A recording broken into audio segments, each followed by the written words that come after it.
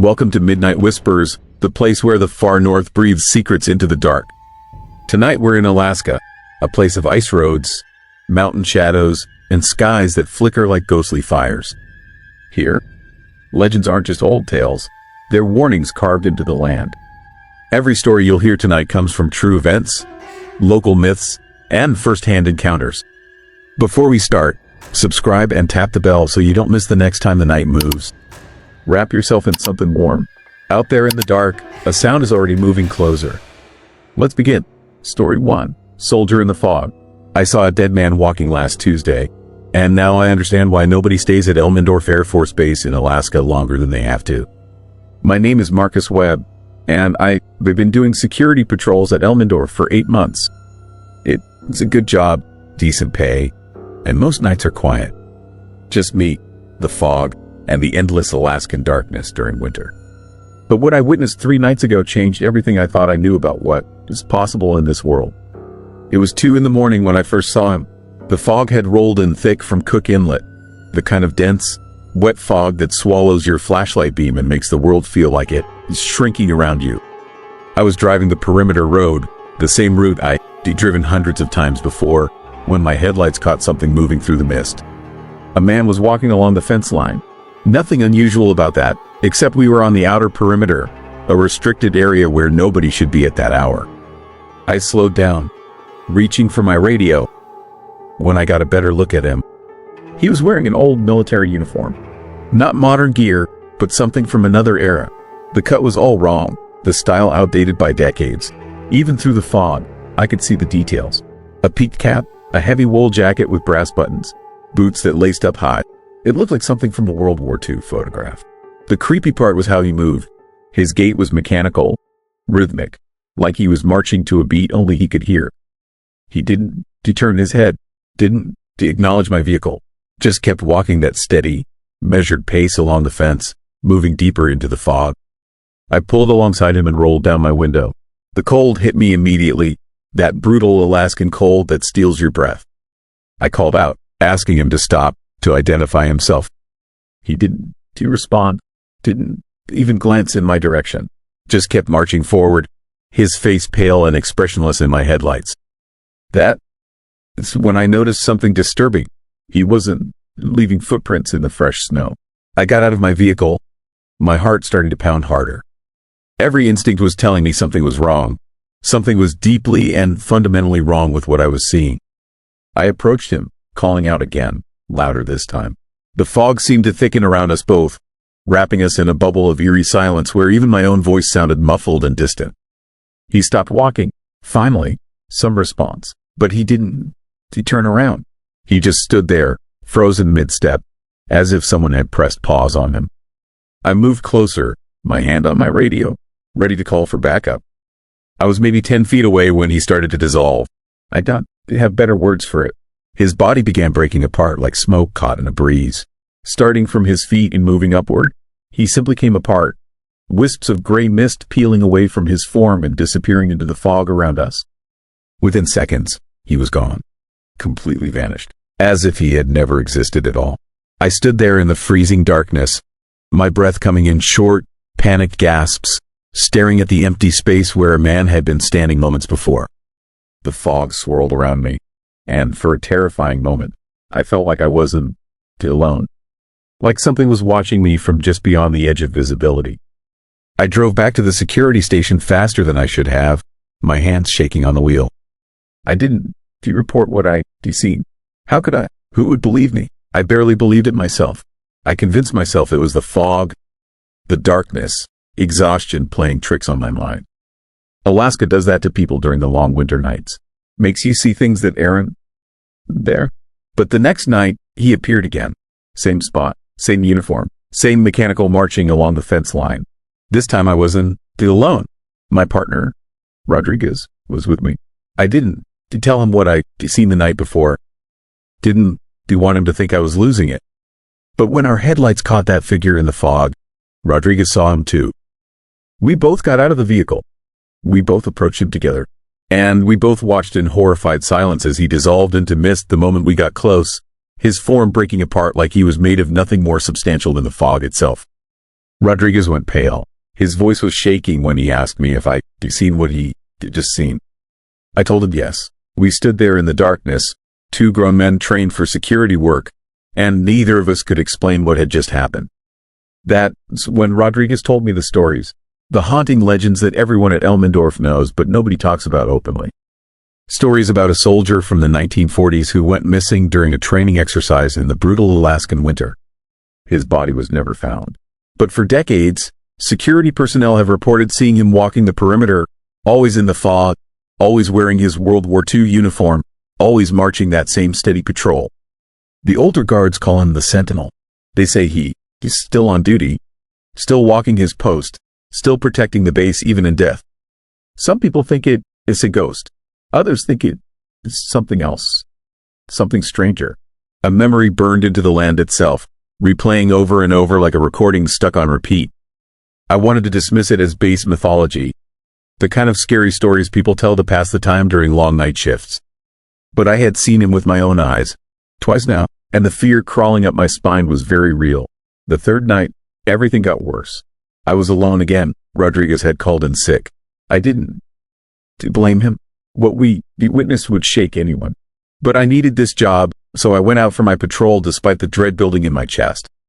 The fog was thicker than ever, so dense that visibility dropped to maybe 20 feet. My headlights carved a small tunnel through the gray mist, and beyond that tunnel was nothing but unsettling darkness. I saw him at the usual spot. But this time, he wasn't alone. There were 3 of them, all in old uniforms, all marching in perfect formation along the fence line. Their movements synchronized, mechanical, inhuman in their precision. They moved through the fog like shadows, like projections from another time bleeding through into our reality. I stopped my vehicle and just watched, too terrified to approach. They marched past me, so close I could have reached out and touched them. Their faces were blank, empty of any expression or emotion. They looked through me, not at me, as if I didn't exist in whatever reality they were occupying. Then the lead soldier stopped. He turned his head, slowly, deliberately, and looked directly at me. His eyes were completely black. Not dark, not shadowed, but black like deep water at night, like the void of space. There was nothing human in that gaze. Whatever was looking at me through those eyes wasn't the man who had once worn that uniform. It was something else, something that had taken his shape, his memory, and twisted it into something horrifying. He raised his arm, pointing directly at me. The other 2 soldiers stopped and turned to look as well, all 3 of them staring with those empty black eyes, all 3 pointing at me with slow, accusing gestures. I heard a sound then, a low, rhythmic thumping that seemed to come from everywhere and nowhere at once. It took me a moment to realize what it was. Marching, hundreds of footsteps, all in perfect synchronization, growing louder and louder. But I couldn't see anyone else in the fog, just those 3 figures pointing at me, and that terrible sound of an invisible army approaching through the darkness. I did the only thing I could do. I drove away. I abandoned my patrol route and headed straight back to the station, breaking every protocol in the book. Behind me, through my rearview mirror, I could see shapes moving in the fog. Dozens of them, maybe hundreds, all marching in formation, all converging on the spot where I had been. When I reached the security station, I sat in my vehicle for 20 minutes before I could calm down enough to go inside. My hands wouldn't stop shaking. My mind kept replaying what I'd seen. Those black eyes, that pointing finger, the sound of that ghostly army marching through the fog. I filed a report, not the full truth, just that I'd seen unauthorized personnel on the perimeter and felt unsafe. The next day, they pulled the security footage from the cameras along that fence line. I watched it with my supervisor, expecting to see nothing, expecting the cameras to show only empty fog. But the cameras captured them, all of them, dozens of soldiers in old uniforms, marching in formation along the fence. The timestamp showed exactly when I'd been there. The footage was grainy, distorted by the fog, but they were visible. Proof that I wasn't crazy, that what I'd seen was real in some incomprehensible way. My supervisor went white watching that footage. He ejected the recording, locked it in his desk, and told me never to speak about what I'd seen. He told me there were things at Elmendorf that didn't make it into official reports, things the military preferred to keep quiet. Strange occurrences that had been happening since World War II, unexplained phenomena that defied rational explanation. He told me that during the war, Elmendorf had been a critical defense installation, protecting against potential Japanese attacks from the north. Thousands of young men had been stationed here, many of them sent out on training missions into the brutal Alaskan wilderness. Some of them never came back, lost to the cold, the darkness, the unforgiving terrain. Their bodies were never recovered, swallowed by the vast frozen landscape. But their presence remained, especially in the fog, especially during the darkest months of winter when the sun barely rises and the boundaries between our world and whatever comes after seem thinner, more permeable. I requested a transfer that same day. It was denied. They needed experienced personnel, they said. People who understood the unique challenges of Alaska security work. What they really meant was people who had already seen the disturbing truth and could be trusted to keep quiet about it. So I am still here, still doing my patrols, still driving that perimeter road in the fog and darkness. But now I know what is walking alongside me. Now I understand why the older guards always look haunted, why they drink too much, why they count down the days until their contracts expire. The Sentinel and his ghostly battalion are still out there, still marching their eternal patrol, still protecting something, or perhaps trapped by something, unable to rest, unable to leave their post even decades after death. Last night, I saw him again. Just him this time, not the whole battalion. He was standing at attention near the fence, facing outward toward the darkness beyond the base. When my headlights found him, he saluted. A crisp, military salute held with perfect discipline. Then he dissolved into the fog as he always does, breaking apart into wisps of gray mist that scattered on the cold wind. But this time, before he vanished completely, I heard something. A voice carried on that wind, faint and distant, speaking words I couldn't quite make out. It sounded like a warning, or maybe a plea for help from someone trapped in an endless nightmare of duty and death. I don't. Do you know what these soldiers want? I don't. Do you know if they re-aware of their own condition? If they know they re-dead? If they re-suffering or simply existing in some twilight state between this world and the next? What I do know is that they re-real. They re-hear. And every night when the fog rolls in from Cook Inlet, they walk their patrol, forever bound to this base by something stronger than death itself. The scariest part isn't to seeing them anymore. It's the creeping realization that maybe, someday, I'll join them. Maybe that is what happens to people who stay at Elmendorf too long, who see too much, who cross some invisible line between observer and participant. Maybe we all end up walking that perimeter forever, trapped in an endless loop of duty that extends beyond life itself.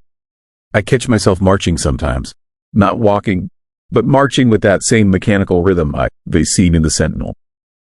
I'll be going about my day and suddenly realize my footsteps have fallen into that steady, measured military cadence. It terrifies me more than anything else. This fear that I'm already changing, already being pulled into whatever haunted reality those soldiers inhabit. 3 more months until my contract review. 3 more months of fog and darkness and ghostly soldiers dissolving into mist. 3 more months of wondering if I'll make it out of here with my sanity intact, or if I'll become another story the guards whisper about during long night shifts. So here is my question for you, sitting safely wherever you are, far from the fog and darkness of Elmendorf. If you were offered a job that paid well but required you to work in a place where the dead walked at night, where reality itself seemed negotiable, where you witnessed things that shouldn't exist, would you take it? Would you convince yourself it was worth it, that you could handle it, that you'd be different from everyone else who stayed too long? Think carefully before you answer, because the scary thing about horror isn't that it exists somewhere far away. It is that it is often hiding in the most ordinary places, wearing the most mundane disguises. A job, a base, a routine patrol in the fog. And by the time you realize what you walked into, it is already too late to turn back. If you saw a soldier from World War II marching through the fog at midnight, knowing he'd dissolve into mist if you got too close, would you investigate or would you run? Tell me your answer in the comments. Story 2. Voices in the Ice. The screaming started at 2 in the morning, and it came from inside a glacier that has been frozen for over 3,000 years. I know because I was standing 50 feet from Mendenhall Glacier outside Juneau, Alaska, with a group of 8 tourists who paid me $500 each for a midnight ice cave tour. am a licensed wilderness guide, and they've been leading expeditions on this glacier for 11 years. I've heard ice crack and groan and shift in ways that sound almost alive. But I never heard anything like the voices that emerged from deep within that ancient ice. Voices that screamed in terror. Voices that begged for help in languages I couldn't identify. Voices that shouldn't exist in a place where no living thing could survive for more than a few minutes. My name is Marcus Webb, and I need to tell you what happened on Mendenhall Glacier because the official story is a lie designed to protect the tourism industry. Because what we found that night suggests that ice doesn't just preserve the past, it traps it. And because I am terrified that those voices are still down there, still screaming, still waiting for someone foolish enough to dig deeper and discover what the glacier has been hiding beneath its frozen surface for longer than human civilization has existed. The tour started normally enough. 8 clients, all experienced hikers who signed the waivers and understood the risks of exploring active ice caves in sub-zero temperatures. We hiked onto the glacier surface at midnight, our headlamps cutting through the darkness, the crunch of crampons on ice creating a rhythm that felt reassuring in its normalcy. The sky was clear, the northern lights danced green and purple overhead. Perfect conditions for what should have been a safe, memorable adventure into one of Alaska's most spectacular natural wonders. The cave entrance opened like a mouth in the glacier face, blue ice glowing in our lights, walls smooth and ancient. These caves form naturally when summer meltwater carves channels through the ice. They temporary structures, changing daily, collapsing without warning, dangerous in ways that keep most tourists away but attract the thrill seekers willing to pay premium prices for access to places few people ever see. We were 40 minutes into the cave system, deep enough that the entrance had disappeared behind us, when I heard it. A sound like wind, but wrong. Too structured, too rhythmic, almost like breathing. If breathing could come from solid ice, I stopped the group, raised my hand for silence. Listened to that eerie sound echoing through the frozen passages around us. Then the screaming started. Not one voice, dozens, maybe hundreds. A chorus of terror emanating from somewhere deeper in the glacier, reverberating through the ice with such intensity that I felt the vibrations in my chest. Human voices, definitely human, crying out in agony, in fear, in desperation that felt fresh and immediate despite coming from ice that had been frozen since the Bronze Age. My clients heard it too. I could see the fear on their faces as they looked to me for explanation, for reassurance that there was some natural phenomenon that could account for what we were hearing. But I had nothing. In 11 years of guiding tours on Mendenhall, I never encountered anything remotely like this. Ice makes sounds, lots of sounds, but not voices, not screaming, not this horrifying symphony of human suffering trapped in frozen water. The creepy part was how clear the voices were. Not muffled, not distorted by distance or ice. Crystal clear, like the people screaming were standing right next to us, separated only by a thin wall of frozen water. Some voices sounded modern, others ancient. Some spoke English. Others used languages I couldn't identify, tongues that might not have been spoken on Earth for thousands of years. All of them screaming, all of them terrified, all of them trapped. I made the decision to investigate, against every instinct screaming at me to get my clients out of that cave and off that glacier as fast as possible. I chose to move toward the source of those voices. Because I needed to know. Because the scientific part of my brain insisted there had to be an explanation. Because something about those screams felt like a call for help that couldn't be ignored. Even though every cell in my body recognized that this was danger. This was wrong. This was something humans weren't meant to encounter. We followed the sound deeper into the glacier. The passage narrowed. The ceiling dropped. We were crawling now, squeezing through gaps barely wide enough for our bodies, moving toward the heart of the ice where those voices originated. The screaming grew louder, more desperate, more immediate, like whatever was down there knew we were coming and was either calling to us or warning us away. I couldn't tell which. The passage opened into a chamber. Not natural. The walls were too smooth, too regular, carved with precision that suggested intelligence rather than random meltwater. And the ice here was different.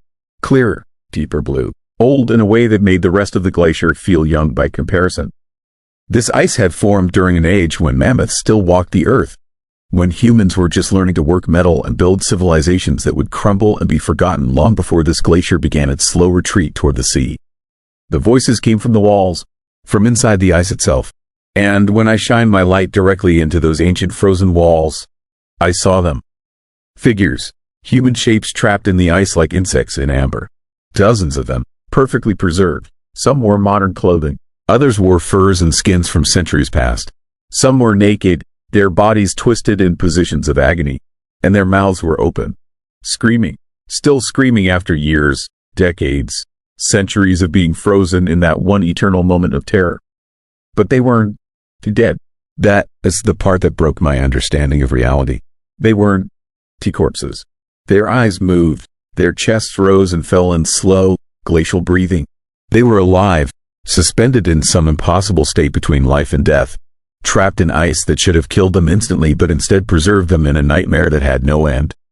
Frozen but aware, dead but screaming, caught in a temporal loop where they experienced the same moment of drowning in freezing water forever. One of my clients started hyperventilating. Another vomited. A third tried to run, panicked and irrational, heading back toward the surface without regard for safety or direction. I grabbed him, held him, forced him to breathe slowly while those terrible voices surrounded us, while those frozen eyes tracked our movements, while the ice itself seemed to pulse with malevolent awareness. I photographed everything, documented every wall, every frozen figure, every impossible detail of that chamber. Because I knew nobody would believe this without proof. Because the implications were too vast, too disturbing, too fundamentally opposed to everything we understood about death and preservation and the physical limits of human survival. Then I noticed the pattern. The bodies weren't random. They were arranged, positioned deliberately around the chamber in concentric circles, like they'd been placed there by something with intention and purpose. And at the center of the chamber, embedded deepest in the oldest ice, was a shape that wasn't human.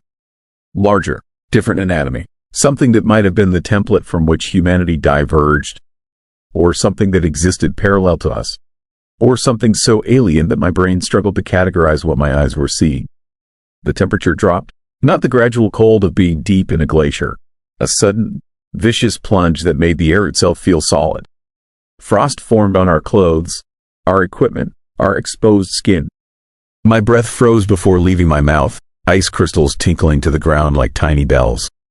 And the screaming changed, became focused, directed at us, like whatever controlled this place had noticed our presence and was deciding what to do with 8 more bodies to add to its collection.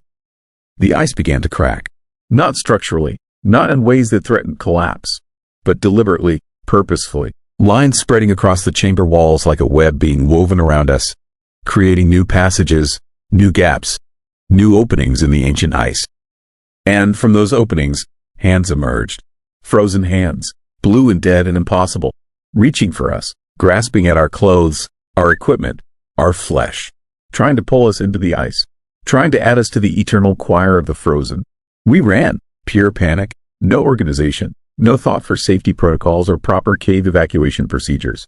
Just 8 people fleeing through twisting ice passages while those hands reached from every wall, while the screaming intensified into a deafening roar, while the glacier itself seemed to come alive with hunger and intention. 2 of my clients fell.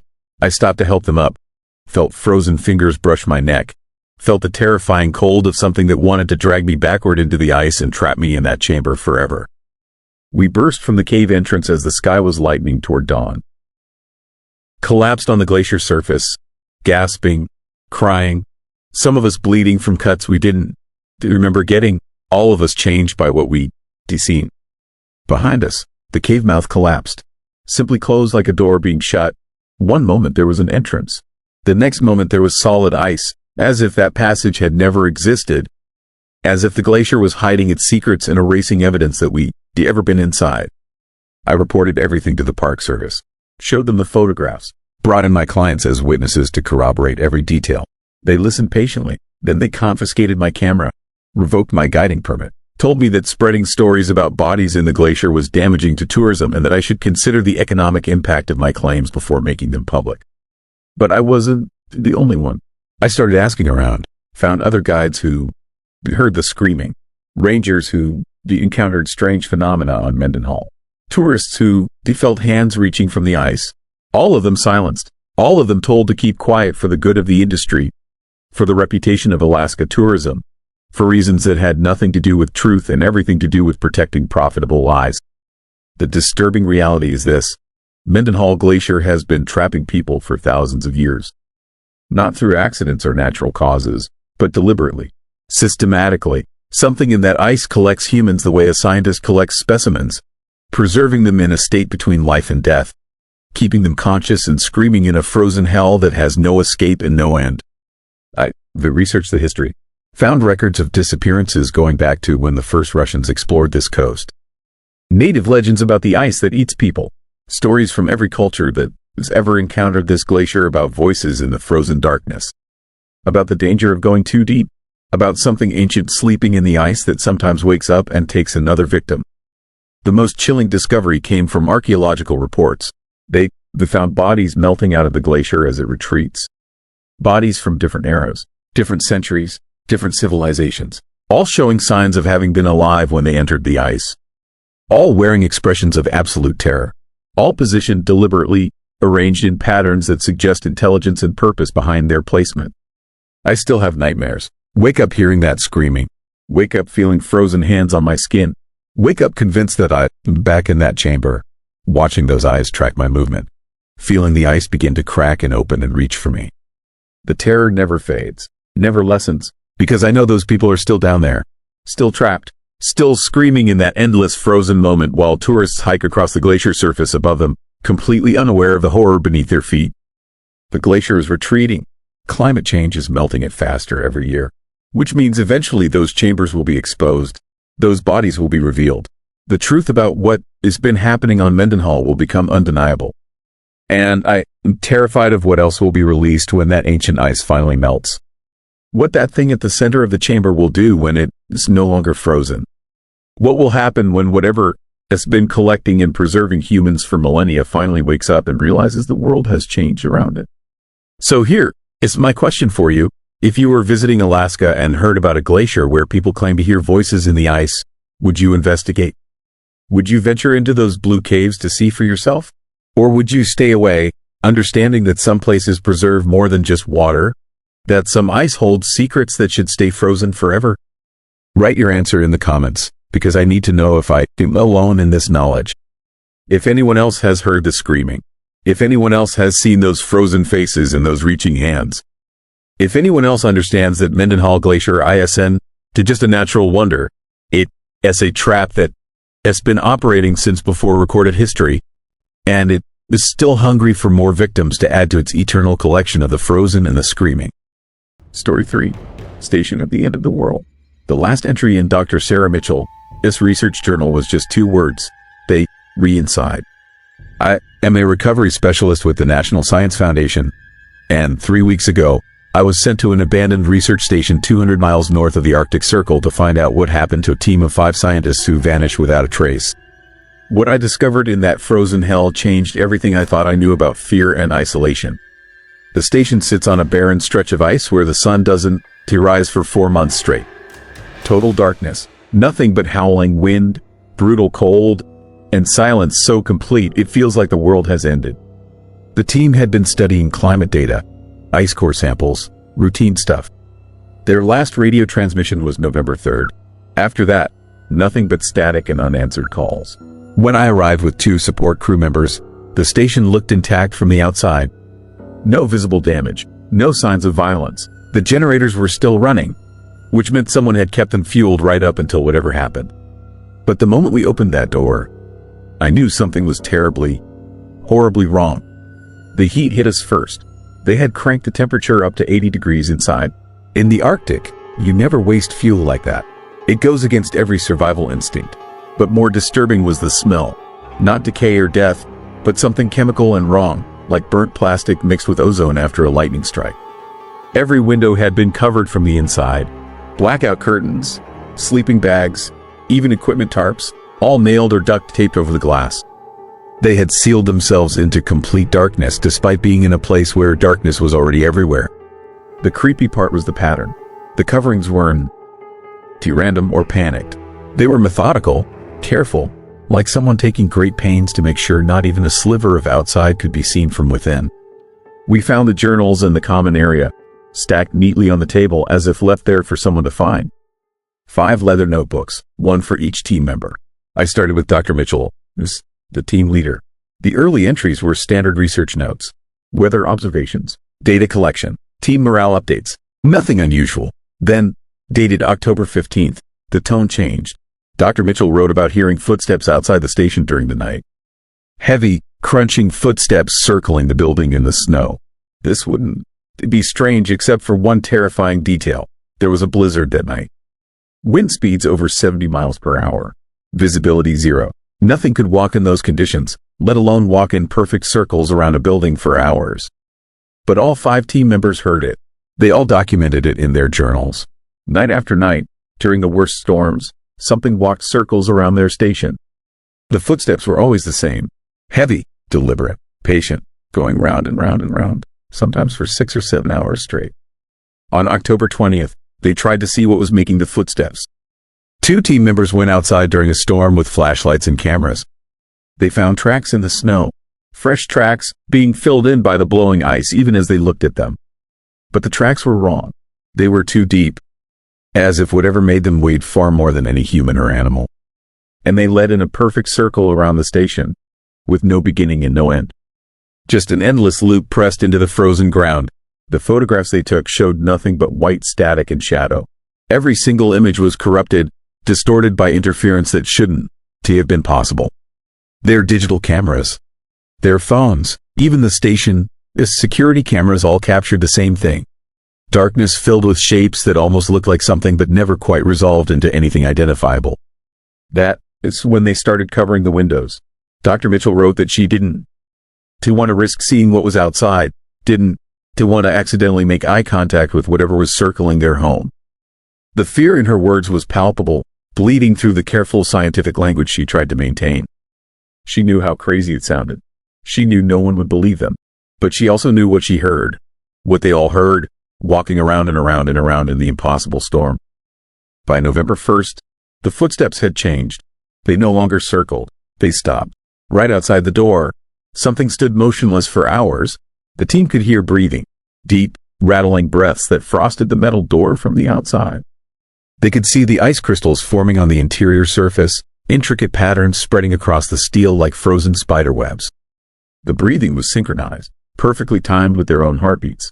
When their pulses quickened with fear, the breathing outside quickened too.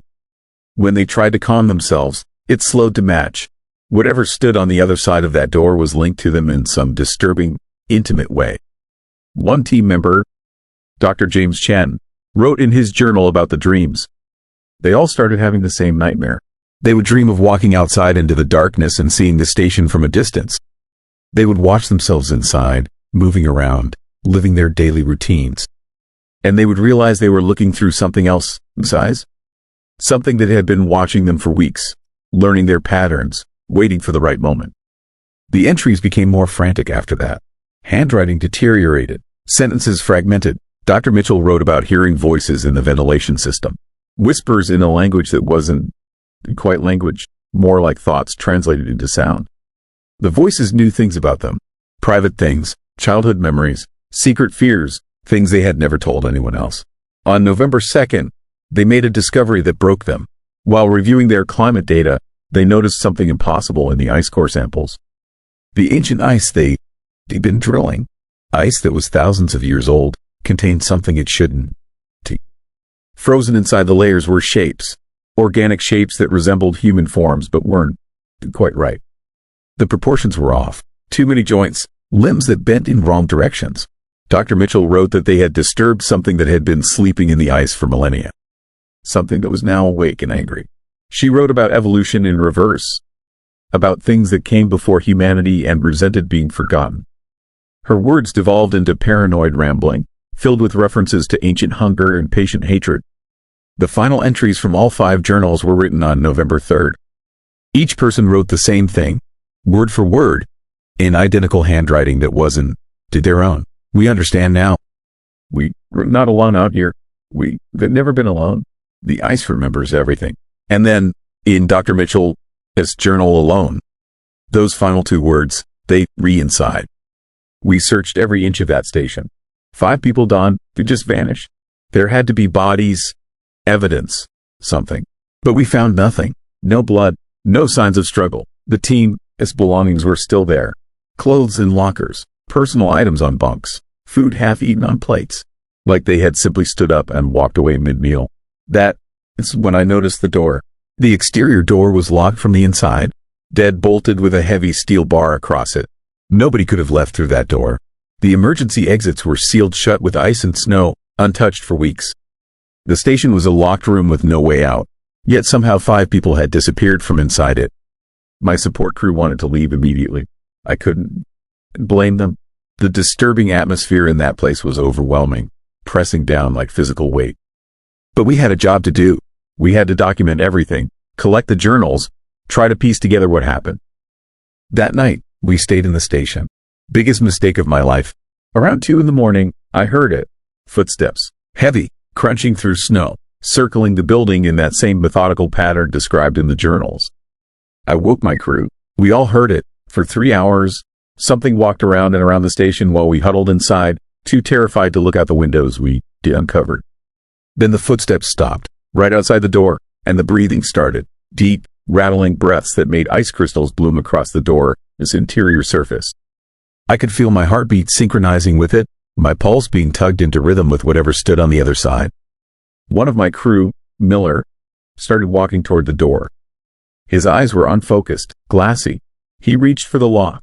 I grabbed him, shook him, and he snapped out of it with no memory of standing up or crossing the room.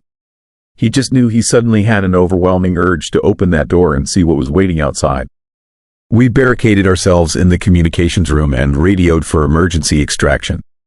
They said it would be 12 hours before they could reach us. 12 hours trapped in that haunted station with something circling outside, something that knew we were there, something that had taken 5 people and wanted more. The whispers started around dawn, coming through the vents, the walls, the floor itself. Not English, not any language, just sounds that formed pictures in your mind. I saw frozen wastelands stretching forever. I saw shapes moving beneath the ice, massive forms that had been there since before humans existed. I saw the research team walking out into the darkness, their eyes black and empty, their mouths open in silent screams. When the extraction helicopter finally arrived, we ran for it without looking back. I left the journals, left the equipment, left everything except our lives. The pilot said he saw something as we lifted off, a figure standing in the station doorway, watching us leave. Tall and thin and wrong, like a person stretched and twisted by some cosmic sculptor who didn't quite understand human anatomy. The NSF classified everything, sealed the journals, declared the station a loss due to equipment failure, and declared the original team dead without recovering bodies. They warned me never to speak about what I found, what I heard, what I felt in that place. But I am breaking that silence now because people need to know. There are things in the Arctic that predate human civilization, things frozen in the ice, waiting. Climate change is melting that ice faster every year, releasing things that should have stayed buried forever. The research team didn't. They vanish. They opened a door that should have stayed closed. They woke something up, and now it's awake and aware and searching for more. I still hear the footsteps sometimes. When it's quiet, when I'm alone, that same heavy, methodical circling. I'll be in my apartment in Anchorage, and I'll hear something walking around the building outside. I'll feel the urge to look out the window, to see what is there. But I never do, because I remember Dr. Mitchell, this warning. I remember what happened when they looked. The worst part is the dreams. I dream I'm back at that station. I dream I'm standing outside in the darkness, looking in at myself sleeping. And I know, with absolute certainty, that I'm seeing through something else's eyes. Something that followed me home. Something that is patient and hungry and waiting for the right moment. Last week, I found ice crystals on my bedroom door. The same intricate patterns I saw at the station. The same impossible frost that forms when something cold and ancient breathes on metal. It is still out there. Still circling. Still waiting. So here, it's my question for you. If you were alone in a remote place and heard footsteps circling your home in the middle of a storm, footsteps that shouldn't exist, would you look outside to see what was there, or would you stay hidden and hope it goes away? Tell me in the comments what you would do, because maybe your answer will help me figure out what I should do now that it has found me. Story 4. Other me. I watched myself walk into my own house while I was sitting in my car across the street, and that was the moment I understood that something horrifying was happening in Sitka, Alaska. Something that made you question the very nature of reality itself. Let me tell you how this nightmare began. My name is David Robbins, and until 3 months ago, I was a high school history teacher living a completely ordinary life in one of America's most isolated towns. Sitka sits on the outer coast of Alaska, a small community of 9,000 people surrounded by wilderness and the cold Pacific Ocean. The kind of place where everyone knows everyone, where secrets are impossible to keep, and where the long winter darkness does strange things to people's minds. Or at least, that is what I used to think before I learned the truth. It started with Jenny Markowitz. She was a waitress at the Harbor Cafe, a woman I had known for 15 years, someone I saw 3 times a week when I grabbed breakfast before school. One Tuesday morning in late November, she looked exhausted, her eyes red and her hands shaking as she poured my coffee. When I asked if she was okay, she laughed in a way that sounded close to crying. She told me she had been banned from the grocery store. The manager claimed she had caused a scene there the previous afternoon, yelling at customers and throwing products off the shelves. The disturbing part was that Jenny had been at her mother's house in Juneau that entire day. She had plane tickets and her mother as testimony to prove it. But 3 different people, including the security cameras, had seen her at the store, clear as day, wearing her work uniform and causing chaos. I told her it must have been a mistake, a case of mistaken identity. Sitka is small, but not that small. Someone who looked similar, maybe. She gripped my wrist hard enough to hurt and told me it was not just similar. The security footage showed her face perfectly, even the small scar above her left eyebrow from a childhood accident. It was her, but it was not her. I left an extra large tip that morning and tried to forget the conversation. The fear in her eyes, though, that stayed with me. 2 weeks later, it happened to Tom Brennan, the mechanic who serviced my car. His wife called him in a panic, screaming that she had seen him breaking into their neighbor's shed at 3 in the morning. Tom had been home asleep next to her. She knew this because she had checked on him after seeing the figure outside. He was in bed, peaceful and snoring. But when she looked back out the window, there he was again, prying open the shed door with a crowbar. Same build, same walk, wearing Tom's favorite Seahawks jacket. She called the police, but by the time they arrived, the figure was gone and Tom was still asleep upstairs. The neighbor's shed had been ransacked, tools stolen. Tom could not explain it, and his wife looked at him differently after that, with suspicion and creeping dread. Then came the children. Little Amy Russo told her parents she had seen her older brother Danny walking into the woods behind their house. This would have been normal, except Danny was sitting in the living room at that exact moment, playing video games. Her parents thought she was making it up until they checked the motion-activated camera they had installed for wildlife watching. The footage showed Danny, or something that looked exactly like him, walking calmly into the tree line, turning once to stare directly at the camera with a smile that did not quite reach his eyes before disappearing into the shadows. The town started talking. Whispered conversations in grocery stores, nervous jokes that did not sound like jokes anymore. People reported seeing their doubles, their exact copies, going about activities while they were somewhere else entirely. Always doing something slightly wrong, slightly off.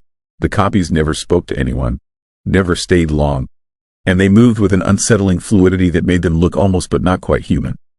The fear grew thick in Sitka like the winter fog, and people started staying home after dark, afraid of what they might encounter wearing their own face. I thought I was immune. I thought maybe I was not interesting enough, not worth copying. That arrogance shattered on a gray December afternoon when I decided to leave work early. I had a headache, the kind that makes light feel like knives, and I just wanted to get home and sleep. I parked across from my house because my driveway was blocked by a plumber's truck. My water heater had been acting up, and I had scheduled a repair for later that week. But as I sat there, fumbling for my phone to call and reschedule, I saw movement at my front door. I watched myself climb the steps to my porch. Same height, same way of walking with a slight favor to the left leg from an old running injury. Same gray jacket I was currently wearing. The thing wearing my face pulled keys from its pocket, my keys, and unlocked my front door like it owned the place. It paused in the doorway and turned its head in my direction. Even from across the street, I could see its expression. It was smiling, but the smile was wrong, too wide, too knowing. Then it stepped inside my house and closed the door. The terror that hit me was unlike anything I had ever experienced. This was not some stranger's story anymore. This was my home, my life, my identity being violated in the most intimate way possible. I sat frozen in my car for what felt like hours but was probably only minutes. My mind raced through possible explanations. A twin I never knew about. An elaborate prank. A nervous breakdown making me hallucinate.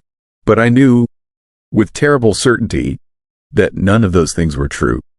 Something was in my house. Something wearing my face. And I had no idea what it wanted. I called the police. Officer Sarah Mackenzie arrived 20 minutes later, someone I had known since she was in my American history class 10 years ago. I told her what I had seen, expecting skepticism, but her face went pale. She told me there had been 47 reports in the last month. 47 people in our small town seeing their doubles. The police had no explanation. No evidence of a cult or conspiracy. No technology that could create such perfect copies. The doubles appeared, committed strange acts, and vanished. They never left fingerprints, never showed up on traffic cameras after their initial sighting, and never interacted with anyone directly. Officer Mackenzie and I approached my house together. She had her hand on her weapon, and I could see the fear in her eyes. She was just as terrified as I was. We entered slowly, calling out, checking each room. The house was empty. Completely, utterly empty. But in my bedroom, on my bed, I found something that made my blood turn to ice. A photograph, one I kept in a box in my closet, a picture of me at age 10 standing in front of my childhood home in Ohio.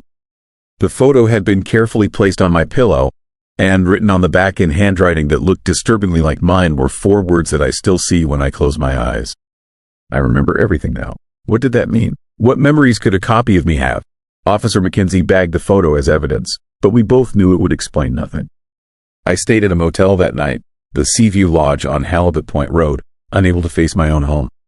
I lay awake listening to the rain hammer against the window and thinking about those words. The implications were horrifying. These doubles were not just copies. They had memories, knowledge, some kind of consciousness that allowed them to recall things they should not know. The encounters escalated after that. More people saw their doubles, and the doubles became bolder. Mrs. Patterson watched her copy stand in her backyard for 3 hours, just staring at the house, never moving. Frank Delgado, his double, showed up at his job and worked a full shift before anyone realized it was not actually him. The real Frank had been home sick with the flu. His coworker said the double did everything perfectly, knew everyone, his name, completed all of Frank's usual tasks. The only thing that gave it away was that it never blinked. Not once in 8 hours. I saw mine again a week later. It was standing at the end of my driveway at 2 a.m, illuminated by my porch light. I watched from my bedroom window as it stood motionless in the freezing rain, water streaming down its face, wearing the same clothes I had worn that day. It stayed for 30 minutes. Just standing and staring at the house. At me. Then it walked away, moving down the street with that strange, too fluid walk, and disappeared into the darkness. The theory that emerged was more disturbing than any ghost story or urban legend. Some people, the ones who still tried to make sense of the horror, suggested that the doubles were not copies at all. They were originals. We were the copies. Something had happened in Sitka. Maybe years ago, maybe decades. And we had all been replaced so gradually, so perfectly, that we never noticed. The doubles we were seeing now were the real versions of ourselves, the originals, trying to reclaim their lives, trying to come home. I do not know if that is true. I do not know if I am David Robbins or if I am something else that believes it is David Robbins. I do not know if the thing I saw entering my house was an intruder or the rightful owner. All I know is that Sitka has become a town where you cannot trust your own reflection, where seeing yourself walking down the street might mean you are about to stop existing altogether. 3 days ago, Jenny Markowitz disappeared. Her double has been going to work at the cafe, serving coffee and taking orders, and nobody can tell the difference. I wonder how long before it happens to me? How long before my double walks into my house and I am the one standing in the rain, locked out of my own life, forgotten and erased. Every morning I check the mirror, searching for some sign that I am still me. But how would I even know? Have you ever seen someone who looked exactly like you in a place you have never been? Or felt like you were being watched by a version of yourself that knows things you have forgotten? Write your answer in the comments, because I need to know if this is spreading beyond Sitka, and if any of us are truly who we think we are. Story 5. Voices in the Cockpit. I landed my Cessna at Bethel Airport on March 9th at exactly 4:37 in the afternoon. And I have absolutely no memory of the 4-hour flight that brought me there. None. The last thing I remember is starting the engine at Cold Bay that morning, running through my pre-flight checklist, and reaching for the throttle. Then nothing. A complete blank. The next conscious moment I have is sitting in my plane on the tarmac in Bethel with the engine off, my hands shaking, and ground crew staring at me through the windshield with expressions of deep concern. But that is not the truly terrifying part. The nightmare began when I listened to the cockpit voice recorder, when I heard what was with me during those 4 missing hours. When I heard the chorus of whispers repeating my name over and over in voices that should not exist. My name is David Carr. I have been flying bush planes in Alaska for 16 years. I know every mountain pass, every landing strip, every quirk of weather between Anchorage and the Aleutian Islands. I have flown through conditions that would ground most pilots. Ice storms, whiteouts, winds that can flip a small plane like a toy. I have landed on gravel bars and frozen lakes and stretches of tundra barely wide enough for my wheels. I am not someone who scares easily. I am not someone prone to panic or hallucination. But something happened to me in the sky over Bristol Bay. Something that stripped 4 hours from my memory and left me with a recording that I wish to God I had never heard. The flight was routine, a cargo run from Cold Bay to Bethel. Medical supplies, mail, some equipment for the school. 320 miles across some of the most remote territory in North America. The kind of flight I have done hundreds of times. Weather was clear, visibility unlimited, perfect flying conditions. I filed my flight plan, contacted air traffic control, and took off at 12:32 p.m., according to the tower logs. The next thing I remember is sitting motionless in my plane at Bethel, staring at my instrument panel with no idea how I got there. My hands were cramped from gripping the controls. My throat was raw like I had been screaming, and there was a smell in the cockpit, faint but unmistakable, like ozone, like the air after lightning strikes too close, metallic and sharp and wrong. Ground crew helped me out of the plane, asked if I was okay, told me I had landed perfectly but had not responded to any radio calls for the last 20 minutes of my approach. They said I looked like I was in shock. They were right. I could barely form words, could barely process what was happening. I just kept saying I did not remember. Did not remember flying.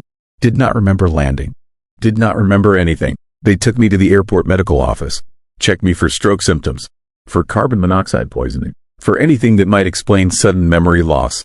Everything came back normal. Blood pressure fine. Oxygen levels good. No signs of neurological damage. The doctor said it could be exhaustion. Stress. Told me to rest and see a specialist when I got back to Anchorage. But I could see the confusion in his eyes. The concern, because pilots do not just lose 4 hours of memory during a routine flight. I went back to my plane that evening to secure it for the night. That is when I remembered the cockpit voice recorder. Every bush plane is required to have one. A simple system that records all cockpit audio on a continuous loop. Usually it is for accident investigation, for understanding what went wrong when things go catastrophically bad. I had never listened to mine before, never had a reason to, but now I needed to know what happened during those missing hours. I pulled the recorder and took it to my motel room, hooked it up to my laptop, put on headphones, and pressed play. The first hour was normal. I could hear myself going through standard procedures, calling out altitude, confirming navigation points, the steady drone of the engine, some turbulence around the 40-minute mark. Nothing unusual. My voice sounded calm, professional, exactly like it should. Then at the 1 hour 17-minute point, something changed. I could hear myself pause mid-sentence. Complete silence for maybe 10 seconds. Then I heard myself say something that made my blood run cold. I asked if someone was there, if someone had spoken. My voice carried an edge of confusion, of uncertainty, but there was no response on the recording. Just the engine noise and my increasingly unsettled breathing. At 1 hour 23 minutes, I heard it. Faint at first, so faint I had to turn the volume all the way up. A whisper, just one word, David. My name, spoken in a voice that sounded like wind through a cave, like the echo of something far away and impossibly close at the same time. I heard myself react, heard the tension in my breathing, heard me ask again who was there. Silence. Then another whisper, David, slightly louder this time. Over the next 30 minutes, the whispers increased. Slowly at first, one voice becoming two, two becoming five, five becoming a dozen, all of them repeating my name in that same hollow, windswept tone. David, David, David. An overlapping chorus that grew in volume and intensity until it nearly drowned out the engine noise. And beneath the whispers, I could hear something else. A sound like wings, like something large moving in a confined space. Like the air itself was alive and pressing against the walls of my cockpit. I heard myself speaking during this, my voice rising, asking questions, demanding to know what was happening. But the questions became increasingly confused, disjointed, like I was losing coherence, losing the ability to form rational thoughts. At the 2-hour mark, I stopped speaking entirely. The recording just captured my ragged breathing and that endless chorus of whispers repeating my name. Then at 2 hours and 38 minutes, the whispers stopped. Sudden silence, just the engine in my breathing.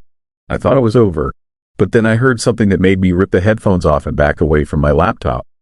I heard myself laughing, not normal laughter, not the laugh of someone amused or relieved. A deep, guttural laugh that did not sound like my voice at all.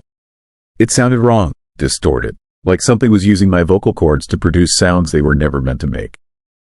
The laughter continued for 6 minutes, then stopped as abruptly as it started. More silence. Then I heard my voice again, but different now.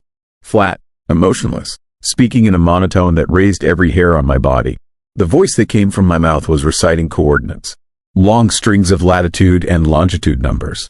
Dozens of them, locations I did not recognize, places I had never been. The coordinates poured out in that flat, mechanical voice for nearly 40 minutes. At 3 hours and 52 minutes, my voice returned to normal. Or almost normal. I could hear confusion, disorientation. I was asking where I was, checking instruments, sounding like someone waking from a dream.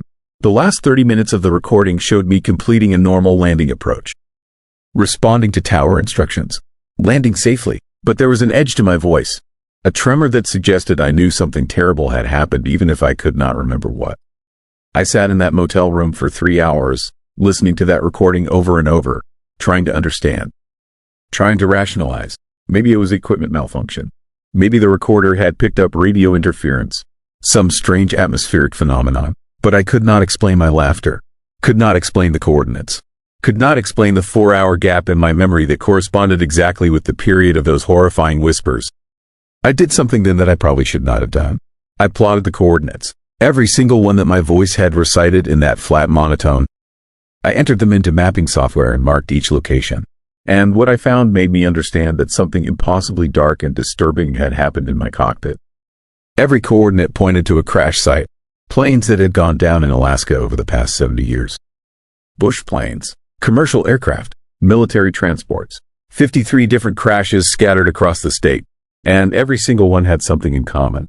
No survivors, no explanation. Planes that simply fell from the sky for no apparent reason. Experienced pilots who made fatal mistakes they should never have made. Aircraft that stopped responding to radio contact and went down in remote areas where wreckage was not found for weeks or months or sometimes years. I started researching those crashes, reading accident reports, looking for patterns, and I found something in several of the reports that made my hands shake as I read. Investigators had recovered cockpit voice recorders from some of the wrecks, and in multiple cases, the final minutes of recording included something unusual, something that investigators could not explain. Background sounds, whispers, voices that should not have been there. In one report from a 1974 crash, the investigator noted that the pilot seemed to be responding to someone in the cockpit, even though the plane was a single-seater and manifest confirmed he was alone.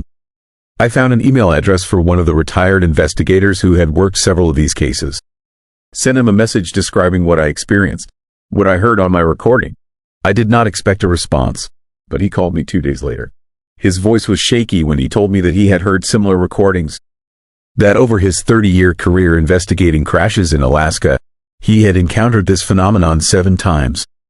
Pilots who reported hearing voices, who displayed erratic behavior before crashing, who seemed to lose time or awareness.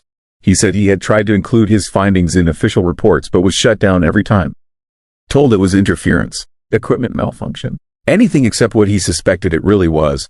I asked him what he thought was happening. There was a long silence on the line. Then he told me something that I will never forget. He said that Alaska has more missing persons per capita than any state in the country. More unexplained disappearances, more people who simply vanish in the wilderness never to be seen again. He said the native tribes have stories going back centuries about voices in the wild, about spirits that call to travelers, that lead them astray, that take them to places they can never return from. He said he stopped believing those were just stories after his 5th crash investigation. He told me I was lucky that I landed safely, lucky that whatever spoke to me in that cockpit decided to let me go. He said most pilots who hear the voices do not get that chance. Most of them are found weeks later in wreckage scattered across some remote mountainside. And when investigators listen to their final moments, they hear the same thing. Whispers, the chorus of voices repeating names. And then laughter. Always the laughter. I have not flown since that day. My Cessna sits in a hangar in Bethel, and I cannot bring myself to climb back into the cockpit. Because I know they are still there, waiting. I can feel them sometimes, especially at night, pressing against the edges of my awareness. Whispering my name in voices that sound like wind and wings and something vast and hungry moving through empty spaces. The worst part is the coordinates. I keep thinking about those 53 locations.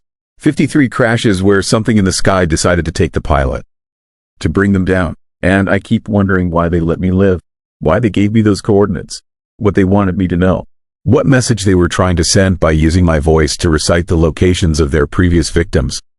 Last week, I received a call from the FAA. They want to investigate my flight. They have questions about the 4-hour gap, about my landing without radio communication, about the recording I submitted. But when I mentioned the whispers, the voices, the coordinates, the investigator went quiet. Then he told me that my case was being transferred to a different department. He would not tell me which one, would not explain why, just said someone would be in contact soon. I do not think anyone is going to contact me. I think they know exactly what happened. I think this has happened before, many times before, and I think they have decided that some things are better left unexplained. Better left buried in classified files and sealed reports. Better left whispered about among pilots in small Alaska bars late at night when the darkness presses close and the wind sounds like voices calling names. Because here's what I understand now. There is something in the Alaska sky, something that has always been there, something that watches planes pass through its territory and sometimes decides to reach out, to touch a pilot, this mind, to take control, to bring them down. And once it marks you, once it speaks your name, you are never truly alone again. I hear whispers sometimes now. Usually at night, usually when I'm trying to sleep. David, over and over, reminding me that they know me, that they marked me, that they could have taken me but chose not to. And I do not know if that makes me lucky or if it means something worse is coming. So I need to ask you something, and I need you to be completely honest in the comments below. Have you ever been completely alone? Maybe driving, maybe hiking, maybe just sitting in your house, and heard someone call your name when you knew for certain no one was there? Tell me your experience, because I think they are calling to more of us than we realize. And I think we need to start paying attention to who answers. Story 6. Wolf that watched me. The Alaska State Troopers have a file they donned to talk about. Case number 2019 ANC 4721. 17 separate witness reports spanning 6 months, all describing the same impossible thing. A wolf the size of a small horse with eyes that looked disturbingly, unmistakably human. I know because I am witness number 18, and what I saw on the Seward Highway last winter didn't just scare me. It changed something fundamental about how I understand the world, about what is possible, about what might be watching us from the tree line when we drive through Alaska, this wilderness, thinking we're alone. My name is Jennifer Caldwell, and I am a long-haul trucker running routes between Anchorage and Seward 5 days a week. I've been driving these roads for 9 years. I know every curve, every pullout, every mile marker between the city and the coast. I've seen moose, bears, foxes, eagles, and every other kind of wildlife Alaska has to offer. But I've never seen anything like what stepped onto the highway in front of my 18-wheeler at 3 in the morning on a moonless night in January. The first thing I noticed was the size. This wasn't the normal wolf. It stood at least 5 feet tall at the shoulder, maybe 6, massive in a way that violated everything I knew about wolf biology. The largest wolf ever recorded in Alaska was around 175 pounds. This thing looked like it weighed 500, maybe more, built like something prehistoric, like the dire wolves that went extinct 10,000 years ago had somehow survived in the remote corners of Alaska, hidden and growing to sizes that shouldn't be possible. But size wasn't the disturbing part. The disturbing part was when it turned and looked directly at me through my windshield.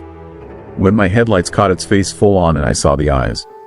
Not wolf eyes, not animal eyes reflecting light in that typical greenish glow. Human eyes, the iris, the sclera, the expression. Everything about those eyes belonged on a person, not a predator. They were blue, pale blue, intelligent, aware, looking at me with recognition and something that felt terrifyingly like calculation. I hit the brakes. My rig skidded on black ice, jackknifing slightly before the traction control caught and straightened me out. By the time I stopped, the creature was gone, simply vanished into the darkness beside the road like it had never existed. But those eyes stayed with me, haunted me, made me question whether I'd actually seen what I thought I'd seen, or if exhaustion and isolation had finally caught up with me after too many solo midnight runs through empty wilderness. I didn't report it, didn't tell anyone. Convinced myself it was a trick of the light. A large wolf caught at an odd angle, my imagination filling in details that weren't actually there. I kept driving my route, kept watching the tree line, kept looking for that shape in my peripheral vision. And 3 nights later, I saw it again. Same stretch of highway, same time. 3 in the morning when the world feels like it belongs to something other than humans. But this time the creature was closer to the road, standing in the snow just beyond the shoulder, watching traffic pass. I slowed down. Against every instinct telling me to accelerate and get away, I slowed my truck to a crawl and looked directly at it. The face was wrong. Canine in structure but human in expression. The muzzle, the ears, the fur, all wolf. But the eyes, the way it held its head. Something about the intelligence behind that gaze felt like looking at a person wearing a wolf's body as a disguise. It watched me watching it. Made eye contact that lasted too long. That felt too personal. That violated the normal rules of how prey animals interact with humans. Then it smiled. I swear to you, that thing smiled. Pulled back its lips to show teeth that were too long, too sharp, and somehow wrong in their arrangement. Not quite wolf. Not quite human. Something in between. I reported it the next day. Called the state troopers and told them what I'd seen. Expected them to dismiss me as crazy or sleep deprived. Instead, the trooper who took my statement got very quiet. Asked detailed questions about location, size, behavior. Then told me I was the 17th person to report seeing this exact creature in the past 6 months. 17th. Not the first. Not alone in this horrifying experience. Part of the pattern that suggested something genuinely wrong was happening on the Seward Highway. The trooper wouldn't give me details about the other sightings. Confidentiality. Ongoing investigation. All the official reasons for keeping witnesses separated. But he did tell me to be careful. To avoid driving alone at night if possible. To stay in my vehicle if I saw the creature again. And he mentioned, almost casually, that 3 hikers had gone missing in the area where the sightings were concentrated. 3 people who vanished without a trace in terrain that should have made disappearance nearly impossible. That is when the fear really set in. When I understood this wasn't just some unusually large wolf. This was something that hunted people. Something that had developed techniques for isolating and taking victims in ways that left no evidence, no bodies, no explanation except the growing collection of witness reports that the authorities were quietly collecting and refusing to make public. I started researching, found scattered mentions online, Reddit posts quickly deleted, Facebook groups discussing strange wildlife sightings that got shut down, a pattern of information suppression that suggested someone in authority knew more than they were saying. I also found older stories. Native legends about shapeshifters, about people who became wolves or wolves that became people, about the thin boundary between human and animal in places where wilderness still dominates and civilization is just a thin veneer over something much older and much more dangerous. The third encounter happened 2 weeks later. I was making my usual run, but this time I wasn't alone. My boyfriend Jake had come along for the ride, keeping me company on what we both knew was becoming a dangerous route. We were 20 miles north of Seward when we saw it standing in the middle of the highway. Not moving, not reacting to our approach, just standing there like it owned the road and expected us to stop. I stopped. Jake wanted me to go around it, to accelerate past, to treat it like any other animal obstacle.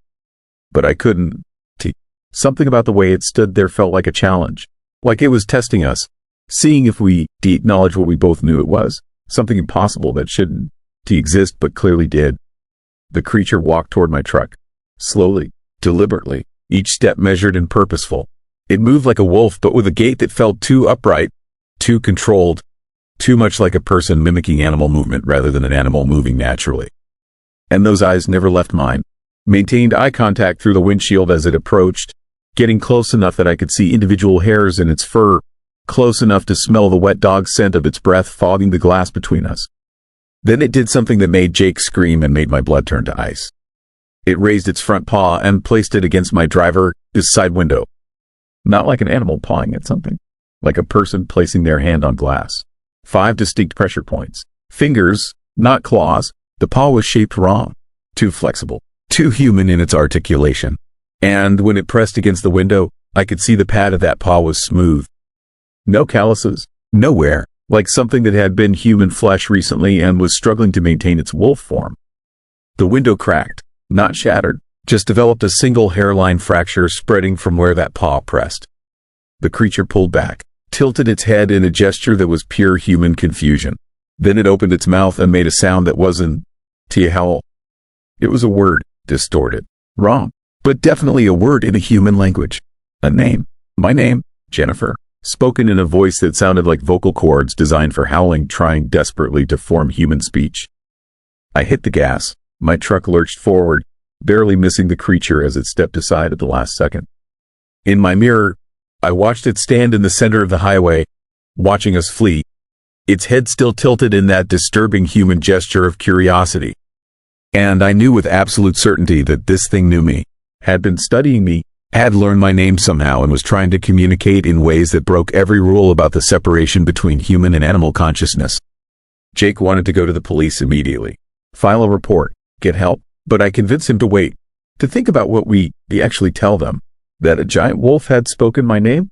That it had fingers instead of paws? That it seemed to recognize us as individuals rather than just potential prey? How do you report something like that without being dismissed as delusional or attention-seeking? Instead, I started carrying a gun, a Glock .45 that I kept loaded on the seat beside me during every drive. I also installed a dash cam, started recording every trip, building evidence of what was happening on that highway. And I started talking to other witnesses. Found them through the trooper who had taken my report, compared stories, built a picture of what this creature was and what it wanted. The pattern was chilling. The creature appeared only to people driving alone or in pairs, only at night, only in specific locations where the forest pressed close to the highway and escape routes were limited. And it always made eye contact, always studied its targets before attacking or retreating, like it was selecting victims based on criteria we couldn't understand. Choosing who to take and who to leave behind according to rules that made sense only to whatever intelligence drove its behavior. The missing hikers had all been experienced outdoors people. All had disappeared in daylight near the same area where the creature was sighted at night. And all 3 had told friends before vanishing that they'd seen a large wolf with strange eyes watching them from the tree line. Watching but not approaching, following but maintaining distance.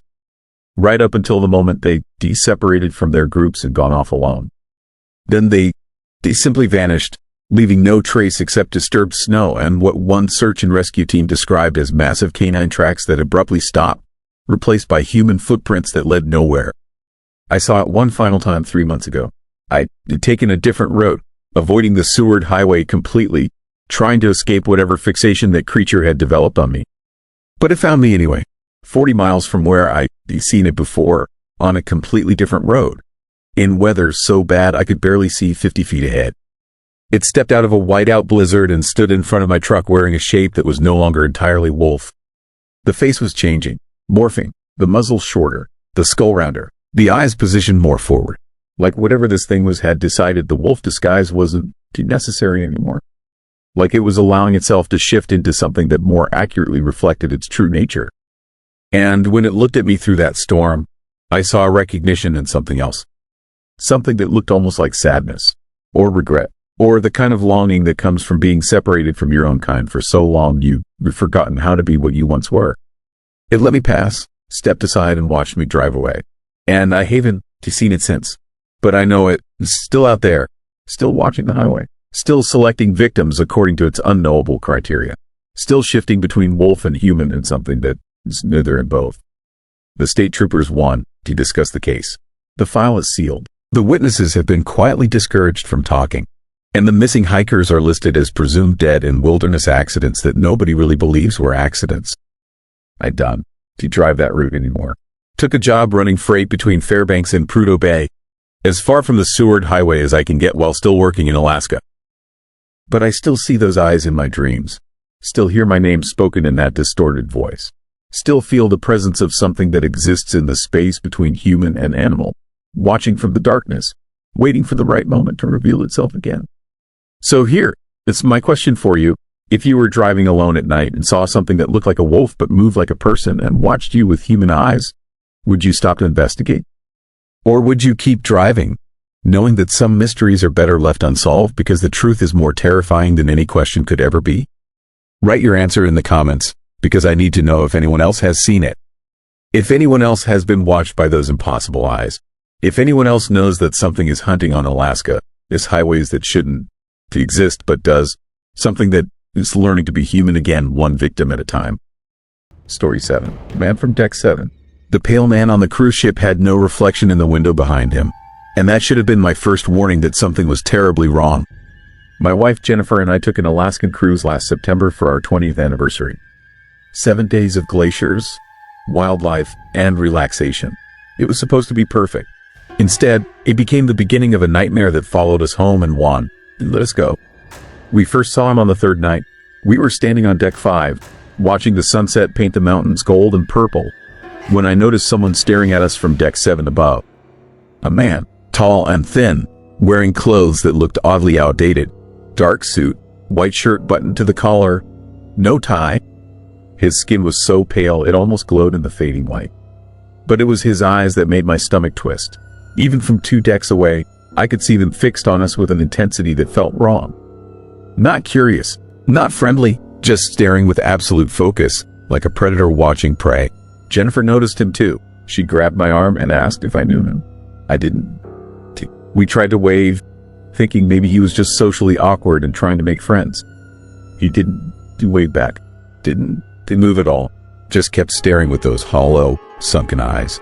That's when I noticed the window behind him. The observation lounge had floor-to-ceiling glass, and I could see the reflection of the deck, the railing, the other passengers walking by. But where the pale man stood, there was no reflection. The glass showed only empty space where he should have been.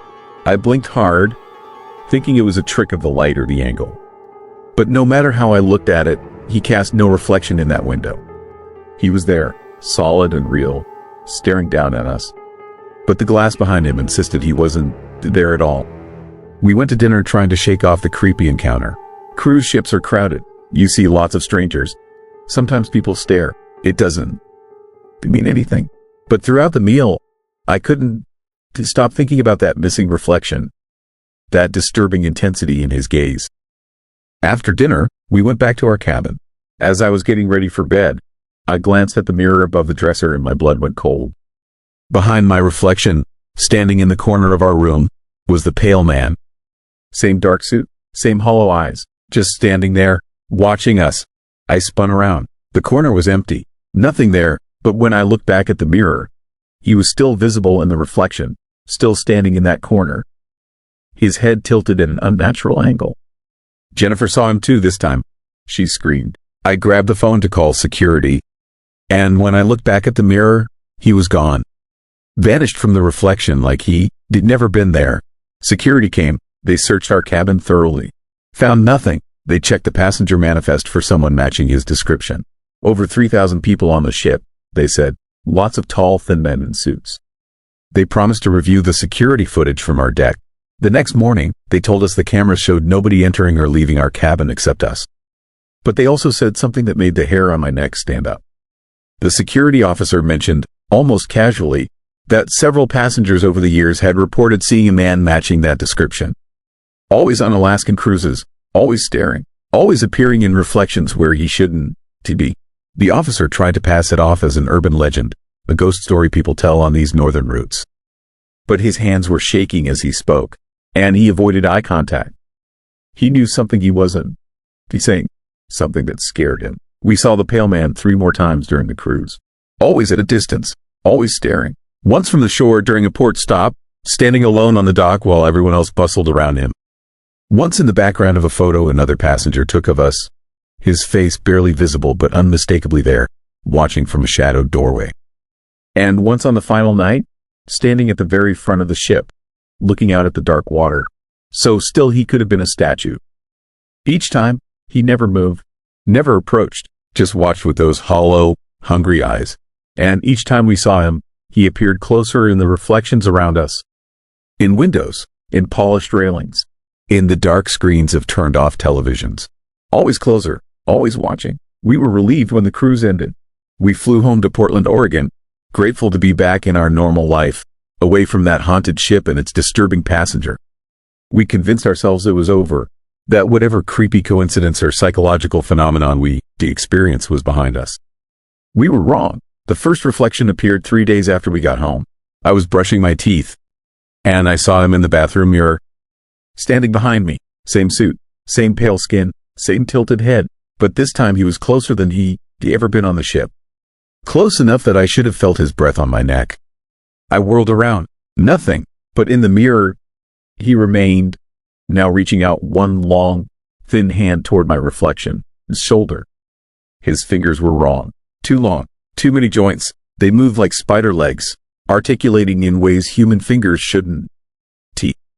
Jennifer saw him in the kitchen window that night, just standing in our backyard, pressed against the glass, his face distorted by the reflection. When she ran outside to confront him, the yard was empty. But wet footprints led from the fence to the window and then stopped, as if whoever made them had simply vanished mid-step. The footprints were wrong too. The tread pattern didn't match any shoe we'd ever seen. And they were cold, not just wet, but freezing cold, frosting the grass around them even though it was a warm September evening. Over the next week, he appeared in every reflective surface in our house. Car windows, computer screens, the stainless steel refrigerator, the glass door of the microwave. Always watching, always closer. Sometimes his mouth was open now, revealing teeth that were too sharp, too numerous, filling his mouth in impossible rows. We stopped using mirrors, covered them with sheets and towels. But it didn't matter.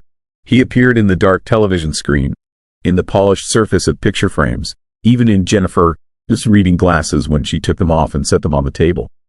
Wherever there was a reflection, he was there, staring from the other side. The worst part was realizing he was learning. At first, he just stood and watched. Then he started mimicking our movements, copying our gestures in the reflections like a twisted shadow. Then he started moving independently, walking through the reflected version of our house, exploring, touching things, learning the layout of our home. We called priests, paranormal investigators, anyone who might help. They all said the same thing. This was something unusual, something they heard whispers about but never encountered. A spirit that existed only in reflections, in the liminal space between our world and whatever dark place it came from. They said it was feeding on our fear, growing stronger, becoming more real each time we acknowledged its presence. One investigator told us about an old legend from Alaska, indigenous stories about shadow people who live in the ice and snow, beings that exist in reflection and frost. They choose victims and follow them home, slowly crossing over from the reflected world into ours. Once they fully manifested, they replace their victim, take over their life. The person disappears, and the shadow being lives on in their place, wearing their face, living their life, but wrong somehow. Different, empty. We tried to leave, packed bags and drove to a hotel 3 towns over. But he was there too, in the hotel bathroom mirror, in the window of our rental room. Closer now, so close his face filled the entire reflection, those 2 sharp teeth visible behind pale, bloodless lips. Jennifer started seeing him even when there were no reflective surfaces around. She'd glance at a wall and swear she saw his shadow move across it. She'd close her eyes and see his face burned into her eyelids. The fear was breaking her down, making her see him everywhere, which only made him stronger. Last week, something changed. I was alone in the house. Jennifer had gone to stay with her sister for a few days to get some rest.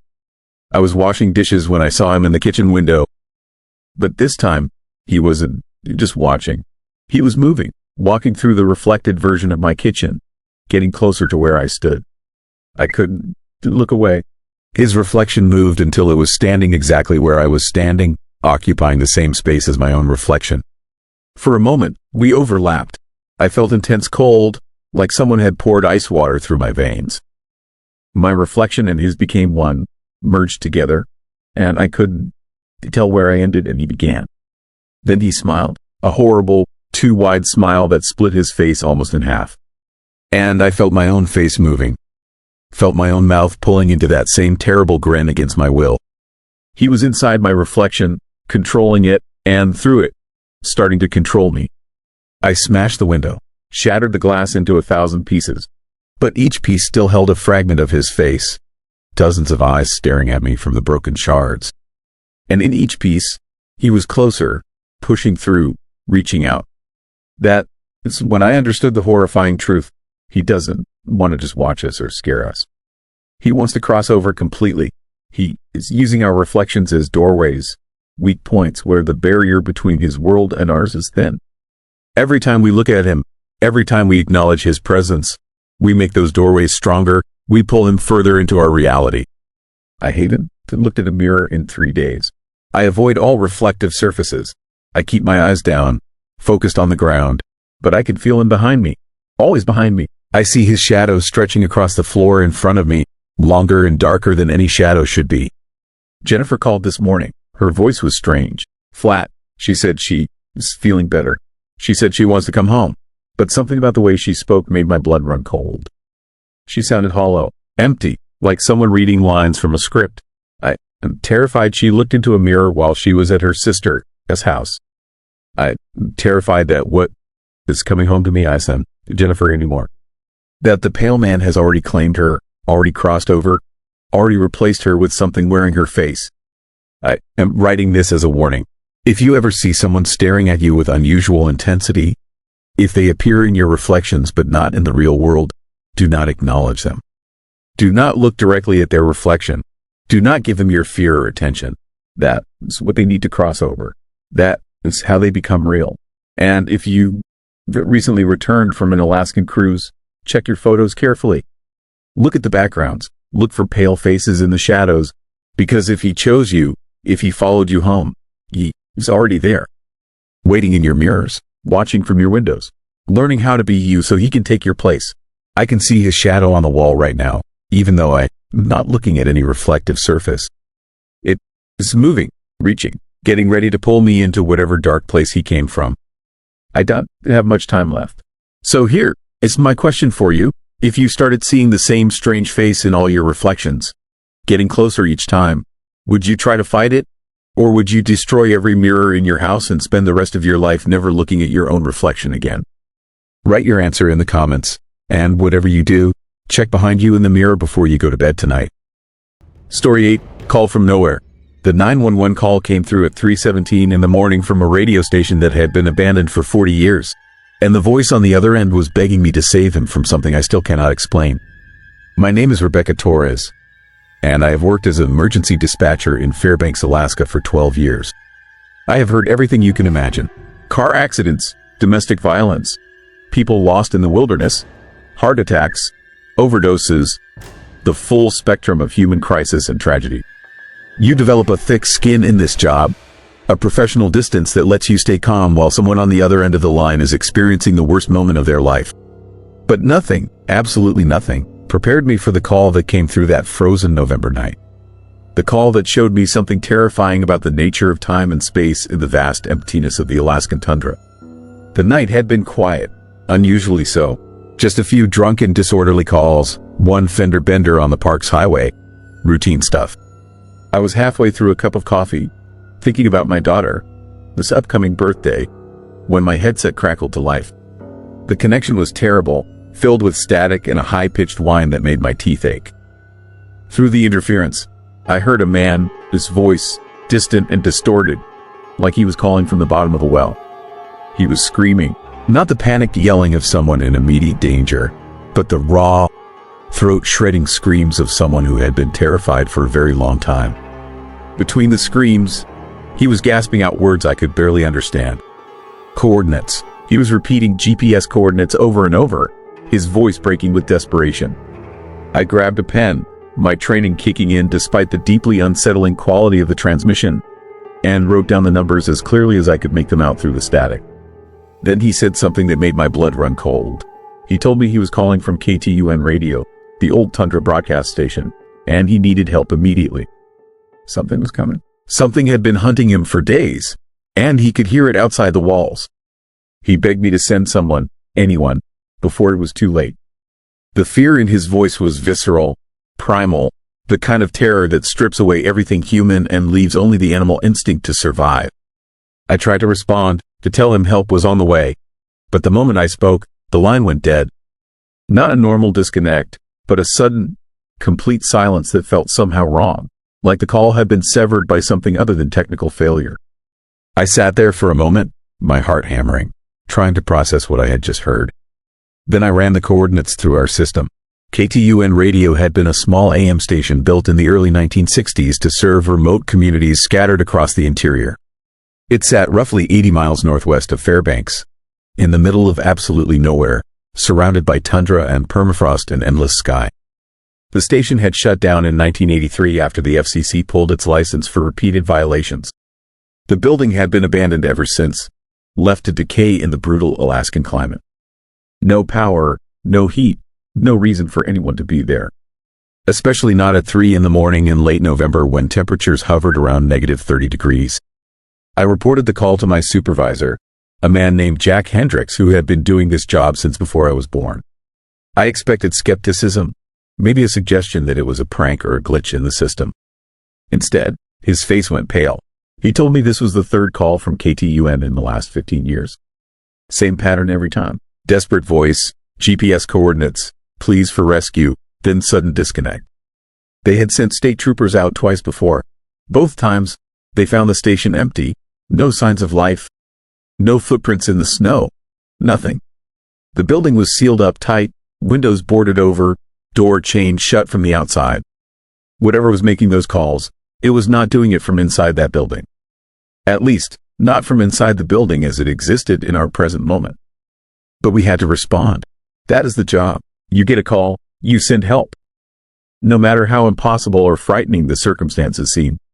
Jack called the Alaska State Troopers, and within an hour, 2 officers were heading out into the frozen darkness to check on an abandoned radio station that should not have been able to make phone calls. I stayed on my shift, monitoring the radio traffic, listening to the troopers report their progress as they drove through the night. It took them nearly 3 hours to reach the coordinates. The roads out there are barely maintained in winter, more like suggestions carved through the wilderness than actual pavement. Trooper Melissa Hayes was led on the call, someone I had worked with dozens of times, competent and unflappable.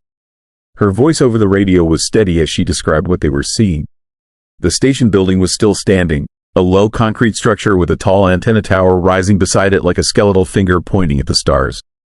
Snow had drifted against the walls, and ice covered everything in a thick, crystalline shell. The place looked exactly as abandoned as it should be. They approached on foot, their flashlights cutting through the darkness, breath steaming in the Arctic air. The chain on the front door was still in place, rusted and covered in ice, clearly undisturbed for years. The windows were boarded tight, no light visible inside, no sounds, no movement. Hayes tried calling out, announcing their presence, but her voice just echoed across the empty tundra and died. The silence that followed was profound and eerie, the kind of stillness that makes you feel like the only living thing for 100 miles. Then they heard it, faint and distant, coming from inside the sealed building.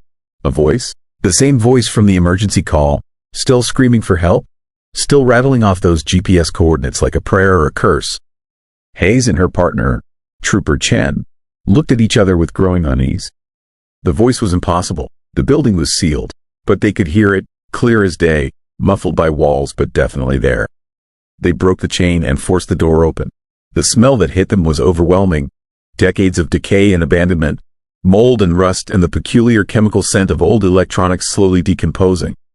Inside, their flashlights revealed a scene frozen in time. The broadcast equipment was still there, ancient transmitters and mixing boards covered in dust and ice crystals. Chairs sat pushed back from desks as if the workers had just stepped out for a moment. Coffee mugs still sat on surfaces, their contents long since evaporated or frozen solid. Everything was exactly as it had been left in 1983. Except for the radio. The old broadcast radio in the main studio was on, its dial glowing with a faint amber light that should not have been possible without electricity.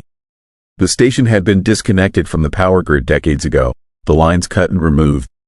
But something was powering that radio, and as Hayes approached it, her breath clouding in the freezing air, the voice came through the speakers. The same desperate man, calling out coordinates, begging for rescue. His words echoing in the empty room. Chen reached out and turned the dial. The voice stopped immediately, replaced by static. He turned it back to the original frequency. The voice returned, mid-sentence, as if it had never stopped. Hayes pulled out her phone and recorded several minutes of the broadcast. The voice never changed, never paused, just kept repeating the same message over and over. A loop, a recording. But a recording of what? And played by whom? They searched the rest of the building and found something that made the mystery even more disturbing. In one of the back rooms, what had probably been a break room for the staff, there were signs of recent habitation. A sleeping bag that looked maybe 10 or 15 years old, food wrappers from brands that had not existed in the 80s, a battery-powered lantern that still worked when Chen tested it. Someone had been living in the station, or at least staying there periodically. But there were no footprints in the snow outside except the ones Hayes and Chen had made. No tire tracks, no trail leading to or from the building. Whoever had been here had vanished without leaving a trace. The most chilling discovery came when they examined the radio more closely. Taped to the side of it was a handwritten note, the paper yellowed and brittle with age. The handwriting was shaky, written by someone under extreme stress, and the message was simple but horrifying. It said that time moved differently in the station, that days outside could be weeks or months inside, that something lived in the tundra and it was drawn to the broadcast signal. The note was signed with a name and date. James Volkov, February 7th, 1983. The day before the station officially shut down. Hayes brought everything back as evidence. The note, the recording, photographs of the scene. I listened to the audio file she had captured, and it was definitely the same voice I had heard on the emergency line. But here's where it gets truly terrifying. We ran the name James Volkov through our databases. He had been an engineer at KTUN, one of the last people working there before it closed. He had filed a missing person report in March of 1983, claiming his colleague, a man named David Reese, had vanished from the station during a night shift. Volkov said Reese had gone outside to check the antenna and never came back. They found no body, no footprints, nothing. The case went cold. 2 months later, James Volkov himself disappeared. His car was found abandoned on the highway halfway between Fairbanks and the station. Keys still in the ignition, engine running, driver, door open. No signs of struggle, no trace of Volkov. He was declared legally dead in 1990. But if the voice on that recording was his, if he had somehow been trapped in that station, experiencing time differently, living through decades while only weeks passed in the outside world, then what had happened to him? And was he still there? Somewhere? In some version of reality that existed alongside ours but separate from it? The emergency calls have continued. Once every few years, always in the dead of winter, always between 3 and 4 in the morning. Always the same desperate voice, the same coordinates, the same plea for rescue. We send troopers out every time, and they always find the same thing. An empty building, that glowing radio, and the voice endlessly repeating its message. We have tried disconnecting the radio, smashing it, even removing it from the building entirely. It does not matter. The calls still come through. The voice still begs for help from a place that exists in our world but also somehow outside of it. I have come to believe that KTUN radio has become a kind of trap, a place where the normal rules of time and space have broken down. Maybe it was always that way. Something about that particular spot on the tundra that made reality unstable. Maybe the radio equipment, broadcasting signals out into the void for decades, somehow created a bridge to another version of the world. A darker version, where James Volkov has been running and hiding for what feels like an eternity, hunted by something that exists in that frozen emptiness. Something that does not belong to our understanding of the world. I think about him sometimes, during quiet shifts when the night stretches long and the coffee grows cold. I think about a man trapped in an endless loop of terror, calling out for help that can never reach him, existing in a pocket of broken time where rescue is always coming but never arrives.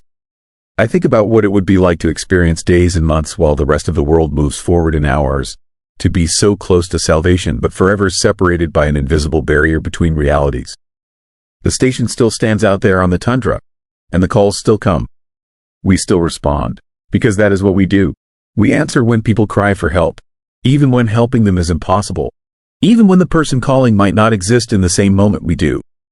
Because somewhere, in some version of that frozen wasteland, James Volkov is still running, still hiding, still hoping that someone will finally hear him and bring him home.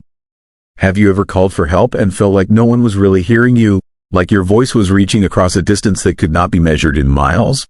or received a call that felt wrong in a way you could not explain? Write your answer in the comments below, because I need to know if these thin places, where time breaks and terror waits, exist beyond the Alaskan tundra. Story 9. Ridge where direction dies. My compass started spinning at exactly 2,300 feet, and that was the moment I should have turned back. Instead, I kept climbing toward the ridge near Hatcher Pass, where the laws of navigation break down and something ancient waits in the mountains to claim anyone foolish enough to ignore the warnings. What I found up there changed everything I thought I understood about the world, and I'm not sure I'll ever be the same person who started that hike. Let me tell you something most people don't. Do you know about Alaska? These mountains? There are places up there that appear on no map. Places where technology fails and human instinct becomes unreliable. Places that seem to exist outside the normal rules of geography and physics. Hatcher Pass has one of these places. Experienced hikers whisper about it in outdoor stores and around campfires.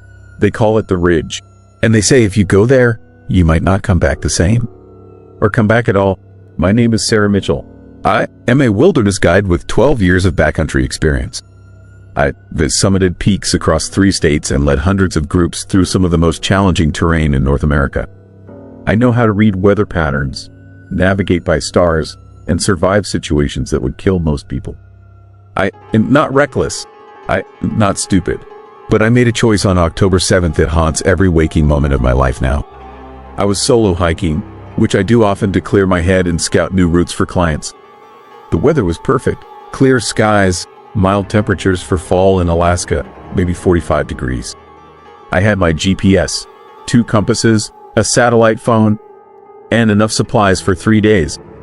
I was planning to explore an unnamed ridge system east of the main Hatcher Pass trails. A local mountaineer had mentioned it to me weeks earlier, saying the views were incredible but warning me that something felt wrong up there. That his instruments had acted strange, that he turned back after only an hour. I should have listened to that warning. But I was curious, and curiosity in the mountains can be deadly. The first 2 hours were routine, steady climbing through alpine terrain, stunning views of the Talkeetna Mountains stretching toward the horizon. I checked my position every 30 minutes. Everything was normal. My GPS showed my elevation, coordinates, and track perfectly. My compass pointed true north with absolute consistency. The sun traced its expected arc across the clear blue sky. Then I reached 2,300 feet, and my primary compass began to spin. Not drift, not show slight variation. It spun in wild circles like a pinwheel in a hurricane. I stopped immediately, tapping the case, thinking maybe I damaged it somehow. But the spinning continued, faster now, the needle moving so rapidly it became a blur. I pulled out my backup compass. Same thing, wild spinning. Both compasses rendered completely useless in a matter of seconds. I felt the first flutter of unease in my chest, but I told myself it was a magnetic anomaly. Alaska has them. Mineral deposits in the mountains can interfere with compasses. It's rare but not unheard of. I still had my GPS. I'd be fine. Except my GPS had stopped working too. The screen showed my position, but the elevation reading was impossible. According to the device, I was at negative 3,000 feet. Below sea level, in the middle of a mountain range. I powered it down and restarted it. Same reading. Then the coordinates started changing while I stood completely still, jumping randomly across the display, showing me in locations miles apart within seconds of each other. That's when the real fear started to creep in. The kind of cold, creeping terror that comes from watching familiar tools fail in ways they shouldn't to be able to fail. I looked at my satellite phone. No signal. Not low signal. No signal at all. Like every satellite in orbit had suddenly vanished. I was standing on a remote Alaskan ridge with no way to navigate and no way to call for help. The smart move would have been to turn around, retrace my steps to where the instruments worked. But I could see the ridge ahead, maybe another quarter mile of climbing. And something about it drew me forward. Some magnetic pull that had nothing to do with actual magnetism. I told myself I'd just reach the ridge, take a quick look, and head back down. The terrain changed as I climbed higher. The rock formations became strange, twisted. They jutted from the ground at angles that seemed geometrically wrong, like they'd been bent by forces that shouldn't exist in nature. The few plants that grew at this elevation were stunted and gray, their branches all pointing in the same direction, away from the ridge, like they were trying to escape. The silence was absolute. No wind, no birds, no insects, just my breathing and the crunch of my boots on loose scree. The air felt thick, heavy, like I was moving through invisible resistance. And there was a smell, faint at first, then growing stronger, like ozone and copper and something else, something organic and wrong. I reached the ridge at 3:15 in the afternoon. The sun was still high, but the light seemed dimmer up there. Muted, like it was being absorbed by the rock itself. And what I saw from that ridge made me question my sanity. The valley below was wrong. Fundamentally, impossibly wrong. It stretched away in ways that violated perspective. The far end seemed both infinitely distant and uncomfortably close at the same time.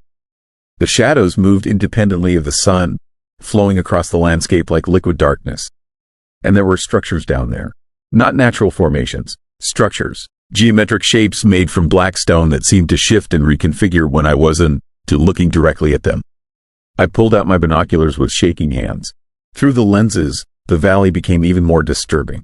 The structures were massive, far larger than they appeared from the ridge. And they were arranged in patterns that hurt to look at. Patterns that seemed to extend in more than 3 dimensions. My brain couldn't process what my eyes were seeing. The longer I looked, the more my head ached. A deep, pulsing pain that felt like something was pressing against the inside of my skull. That's when I noticed the cairns. Rock piles, dozens of them scattered along the ridge, each one carefully constructed. But they weren't trail markers. They were warnings. And as I looked closer, I saw that many of them had objects embedded in the stones.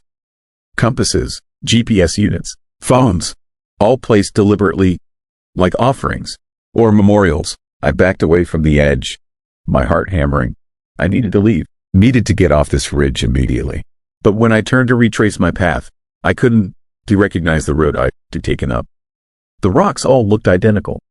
The landscape had somehow become unfamiliar. And worse, when I looked at the sun to orient myself, it was in the wrong position.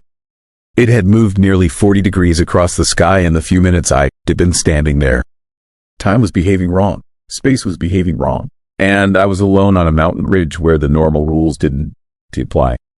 I started walking in what I hoped was the right direction, but with every step, my certainty crumbled. The terrain didn't match my memory. Features I didn't remember seeing appeared around me. Rock formations that shouldn't exist.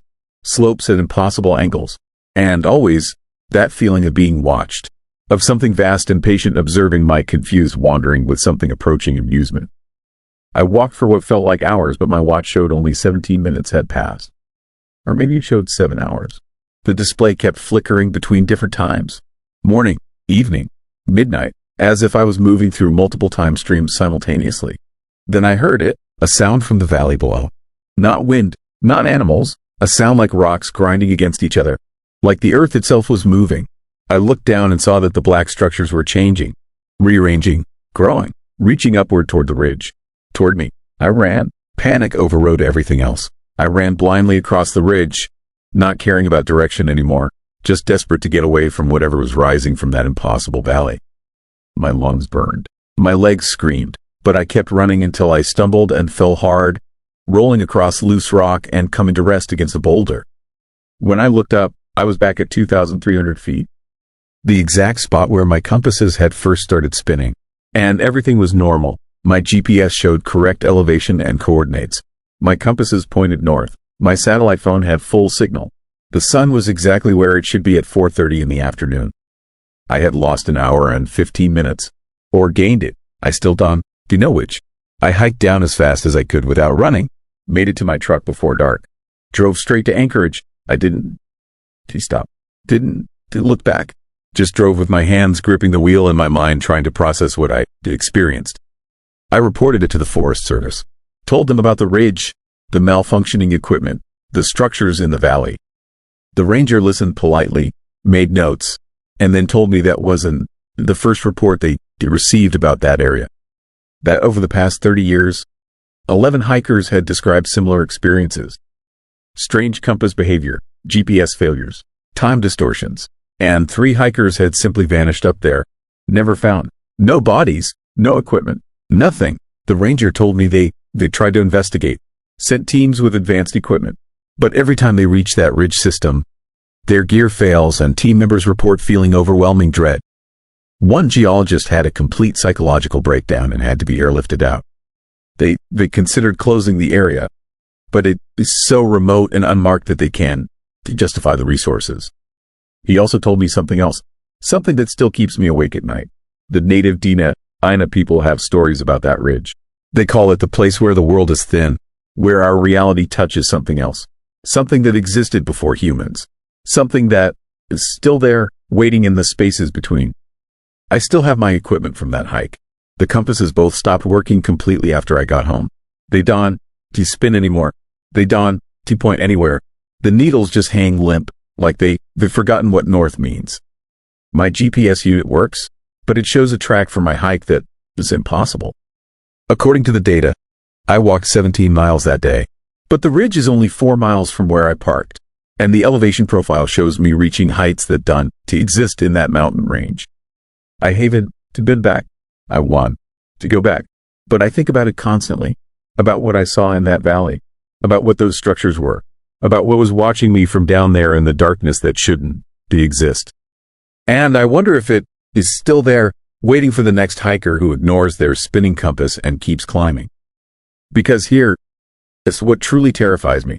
I looked up the coordinates for that ridge after I got home, plugged them into every mapping system I could find, and according to official records, that ridge doesn't exist. The elevation profile of the mountains shows a completely different formation. It's like the place I went to exists in a pocket of reality that is not quite aligned with our world.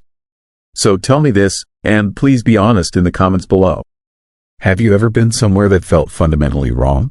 Where your sense of direction failed and the landscape seemed to shift when you weren't looking? Because I think there are more of these places than we realize.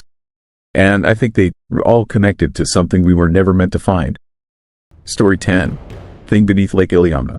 I found footprints on the ice that couldn't belong to anything human. And now I know why the old-timers in Alaska never fish Lake Iliamna alone after dark.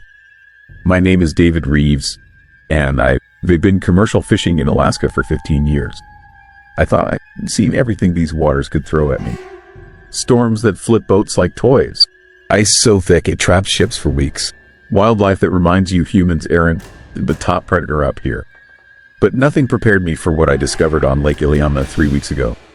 Lake Iliamna is massive, the largest lake in Alaska, stretching over 1,000 square miles of dark, frigid water.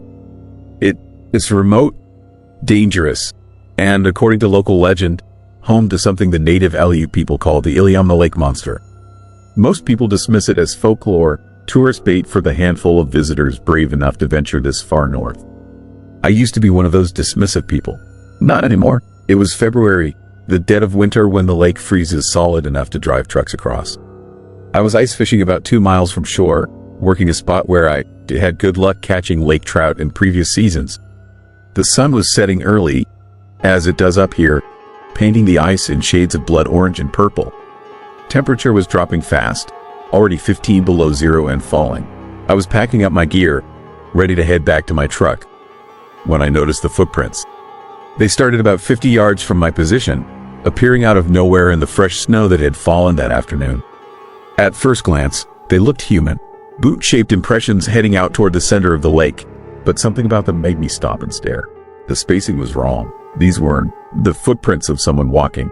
They were spaced 10 feet apart, 10 feet between each step, as if whatever made them was either running at impossible speed or taking massive strides that no human could manage.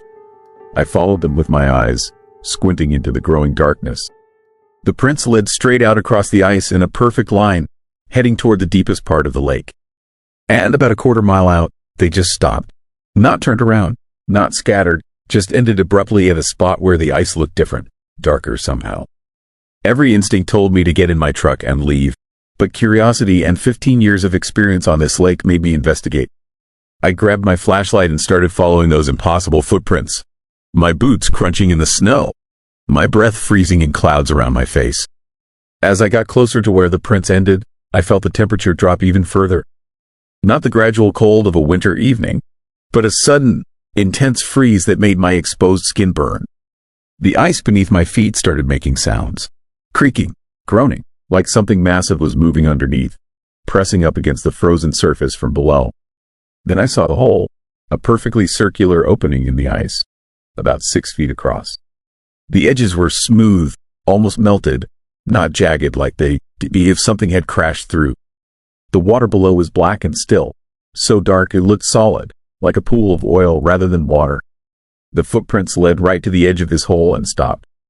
No tracks leading away, no sign of anyone around it, just those impossible 10-foot strides ending at a hole that shouldn't to exist in ice this thick. I knelt at the edge, shining my flashlight down into the water. The beam penetrated maybe 3 feet before the darkness swallowed it completely. But in those 3 feet, I saw something that made my blood run cold. Scales, massive scales, each one the size of a dinner plate, moving slowly past the opening. Something enormous was circling beneath the ice, just below the surface.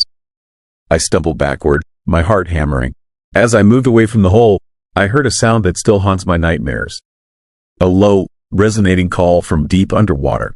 Not quite a roar, not quite a whale song, but something in between. It vibrated through the ice, through my bones, through my chest cavity. A sound that felt ancient and intelligent and hungry. That's when I noticed more holes. Now that I was looking, I could see them dotting the lake's surface in the fading light. Dozens of them, maybe hundreds, all perfectly circular, all leading down into that black water, all positioned in a pattern I couldn't quite understand, but that made my primitive brain scream danger. I ran, full sprint back to my truck, slipping on the ice, gasping in the brutal cold. Behind me, I heard more of those calls, multiple voices now, answering each other across the frozen expanse. The ice beneath my feet shuddered with each sound, and I could hear cracking, like the entire lake was about to split open. I made it to my truck, threw my gear in the back, and got the hell out of there. I drove straight to the nearest village, a tiny fishing community called Iliamna, population maybe 100 people. I burst into the only bar in town, probably looking half crazed, and started babbling about what I'd seen. The locals went quiet, dead silent, the kind of silence that is more terrifying than any scream. An old Aleut man at the bar, someone I'd seen around but never spoken to, finally broke the silence. He told me I was lucky to be alive. He said the holes appear every winter, always have, as far back as anyone can remember. The footprints too, but most people who follow them don't come back. He explained that Lake Iliamna is over 1,000 feet deep in places, connecting to the ocean through underground channels. Things come up from those depths, he said. Things that are older than human memory. The Aleut have stories going back centuries about creatures in the lake. Not one monster, but many. A whole population of something that lives in the deep, cold darkness and only surfaces during the frozen months. The footprints, he told me, aren't made by anything walking on the ice. They remade from below.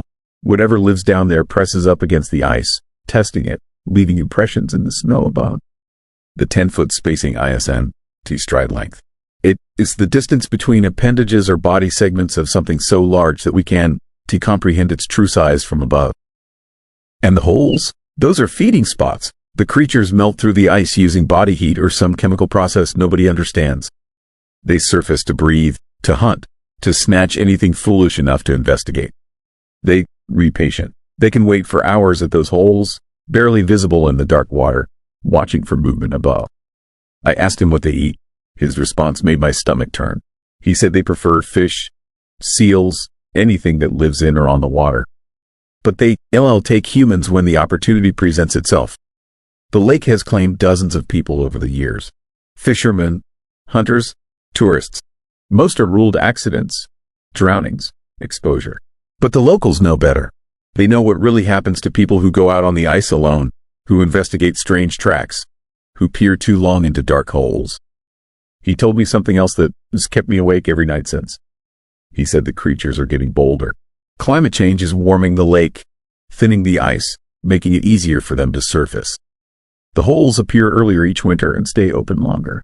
Sightings are increasing, and the things below are getting hungry as their food sources dwindle and the ecosystem changes. I didn't fish Lake Iliamna again that season. I told myself I was done, that I'd work other lakes, other waters. But fishing is my livelihood, and Iliamna is one of the best spots in Alaska for commercial catch. So 2 weeks ago, I went back. Daylight only. Never alone. Safety protocols followed to the letter. The ice was thicker by then, solid and safe according to all measurements. No fresh snow to show footprints, no visible holes. It should have been fine. I drilled my fishing holes, set up my equipment, and started working. Everything normal, everything safe. Then I felt it, a vibration through the ice. Not the natural creaking of frozen water, but something rhythmic, deliberate, like something massive was moving underneath, matching my movements. When I walked, it moved. When I stopped, it stopped. When I knelt over my fishing hole, I swore I could feel something watching from below. Feel eyes I couldn't, to see tracking my every move. I pulled up my line to check it, and what came up wasn't my bait. It was a piece of fabric, frozen, waterlogged, but unmistakably human. Part of a jacket with a name patch still barely visible. I recognized the name, Jerry Holloway, a fisherman who disappeared on Lake Iliamna 3 years ago. His body was never found. The official story was he fell through thin ice and drowned, but the fabric wasn't torn or damaged by rocks or fish. It was cut, clean, straight cuts that looked deliberate, almost surgical, and there were marks on it. Scoring. Deep gouges that would only have been made by something with claws or teeth far larger than any fish in this lake. I dropped the fabric back in the water and backed away from the hole. That is when I saw them. Fresh footprints in the snow, forming a circle around my position. Those same impossible 10-foot strides, surrounding me completely. They hadn't been there when I arrived. They appeared while I was fishing, while I was distracted, while something below was getting into position. I was being hunted, studied, circled by something intelligent enough to plan, to wait, to coordinate. The footprints were closing in, the distance between the outer ring and my position shrinking with each new print that appeared. Whatever was beneath the ice was spiraling inward, getting ready to strike. I grabbed my gear and ran for the shore. The ice groaned beneath me with each step. I could hear water sloshing underneath, hear the sound of something large moving fast below the surface. The frozen lake was cracking in a line behind me, a zigzagging fissure chasing me toward land. I made it to shore with seconds to spare. Behind me, a section of ice the size of a football field collapsed inward, dropping into the dark water with a sound like thunder. And in that churning mass of broken ice and black water, I saw something surface. Just for a moment, just long enough to burn the image into my brain forever. It was huge, serpentine but not quite, scaled like a fish but with limbs that bent in ways that hurt to look at. Its head was enormous, dominated by a mouth that opened vertically instead of horizontally, lined with rows of hooked teeth. And its eyes, God, its eyes, they were intelligent, aware. They looked at me with recognition, with intent, with something that might have been hunger or might have been curiosity or might have been both. Then it sank back into the depths, and the water went still, leaving only broken ice and silence. I haven't been back to Lake Iliamna since then. I want to go back. Other fishermen think I'm crazy, that I cracked under the isolation and cold. But a few of the old-timers know. They've seen the footprints too. They lost friends and family to that lake. They know what lives in those dark, deep waters. The terrifying thing is wondering how many other lakes harbor similar creatures. How many deep, cold bodies of water around the world contain things we don't know about, things that stay hidden in the depths except for brief moments when they surface to feed. Lake Iliamna, I said, the only massive lake with monster legends. Superior, Champlain, Loch Ness. What if the legends are based on truth? What if the deep water everywhere is hiding horrors we'd better off not knowing about? I still dream about those footprints, those impossible 10-foot strides appearing in the snow, circling closer and closer. I dream about that hole in the ice, that darkness below, those massive scales sliding past. And I dream about that moment when it surfaced, when it looked at me with those ancient, intelligent eyes, and I knew with absolute certainty that it recognized me, that it remembered me, that it was waiting for me to come back. The worst part is knowing that it is still there, still hunting, still leaving those footprints for people to follow, still melting holes in the ice and waiting for the curious or the foolish to investigate. Lake Iliamna will freeze solid again next winter, and those holes will reappear, and someone else will find those strange footprints and follow them out onto the ice. And whatever is down there will be waiting, patient, hungry, ready to add another name to the long list of people who disappeared into those cold, dark waters and were never seen again. So here is my question for you. If you found strange footprints on a frozen lake, impossibly spaced and leading to a dark hole in the ice, would you investigate to satisfy your curiosity, or would you trust your instincts and run? Tell me in the comments, because your answer might determine whether you did survive an encounter with something ancient and hungry rising from the deep.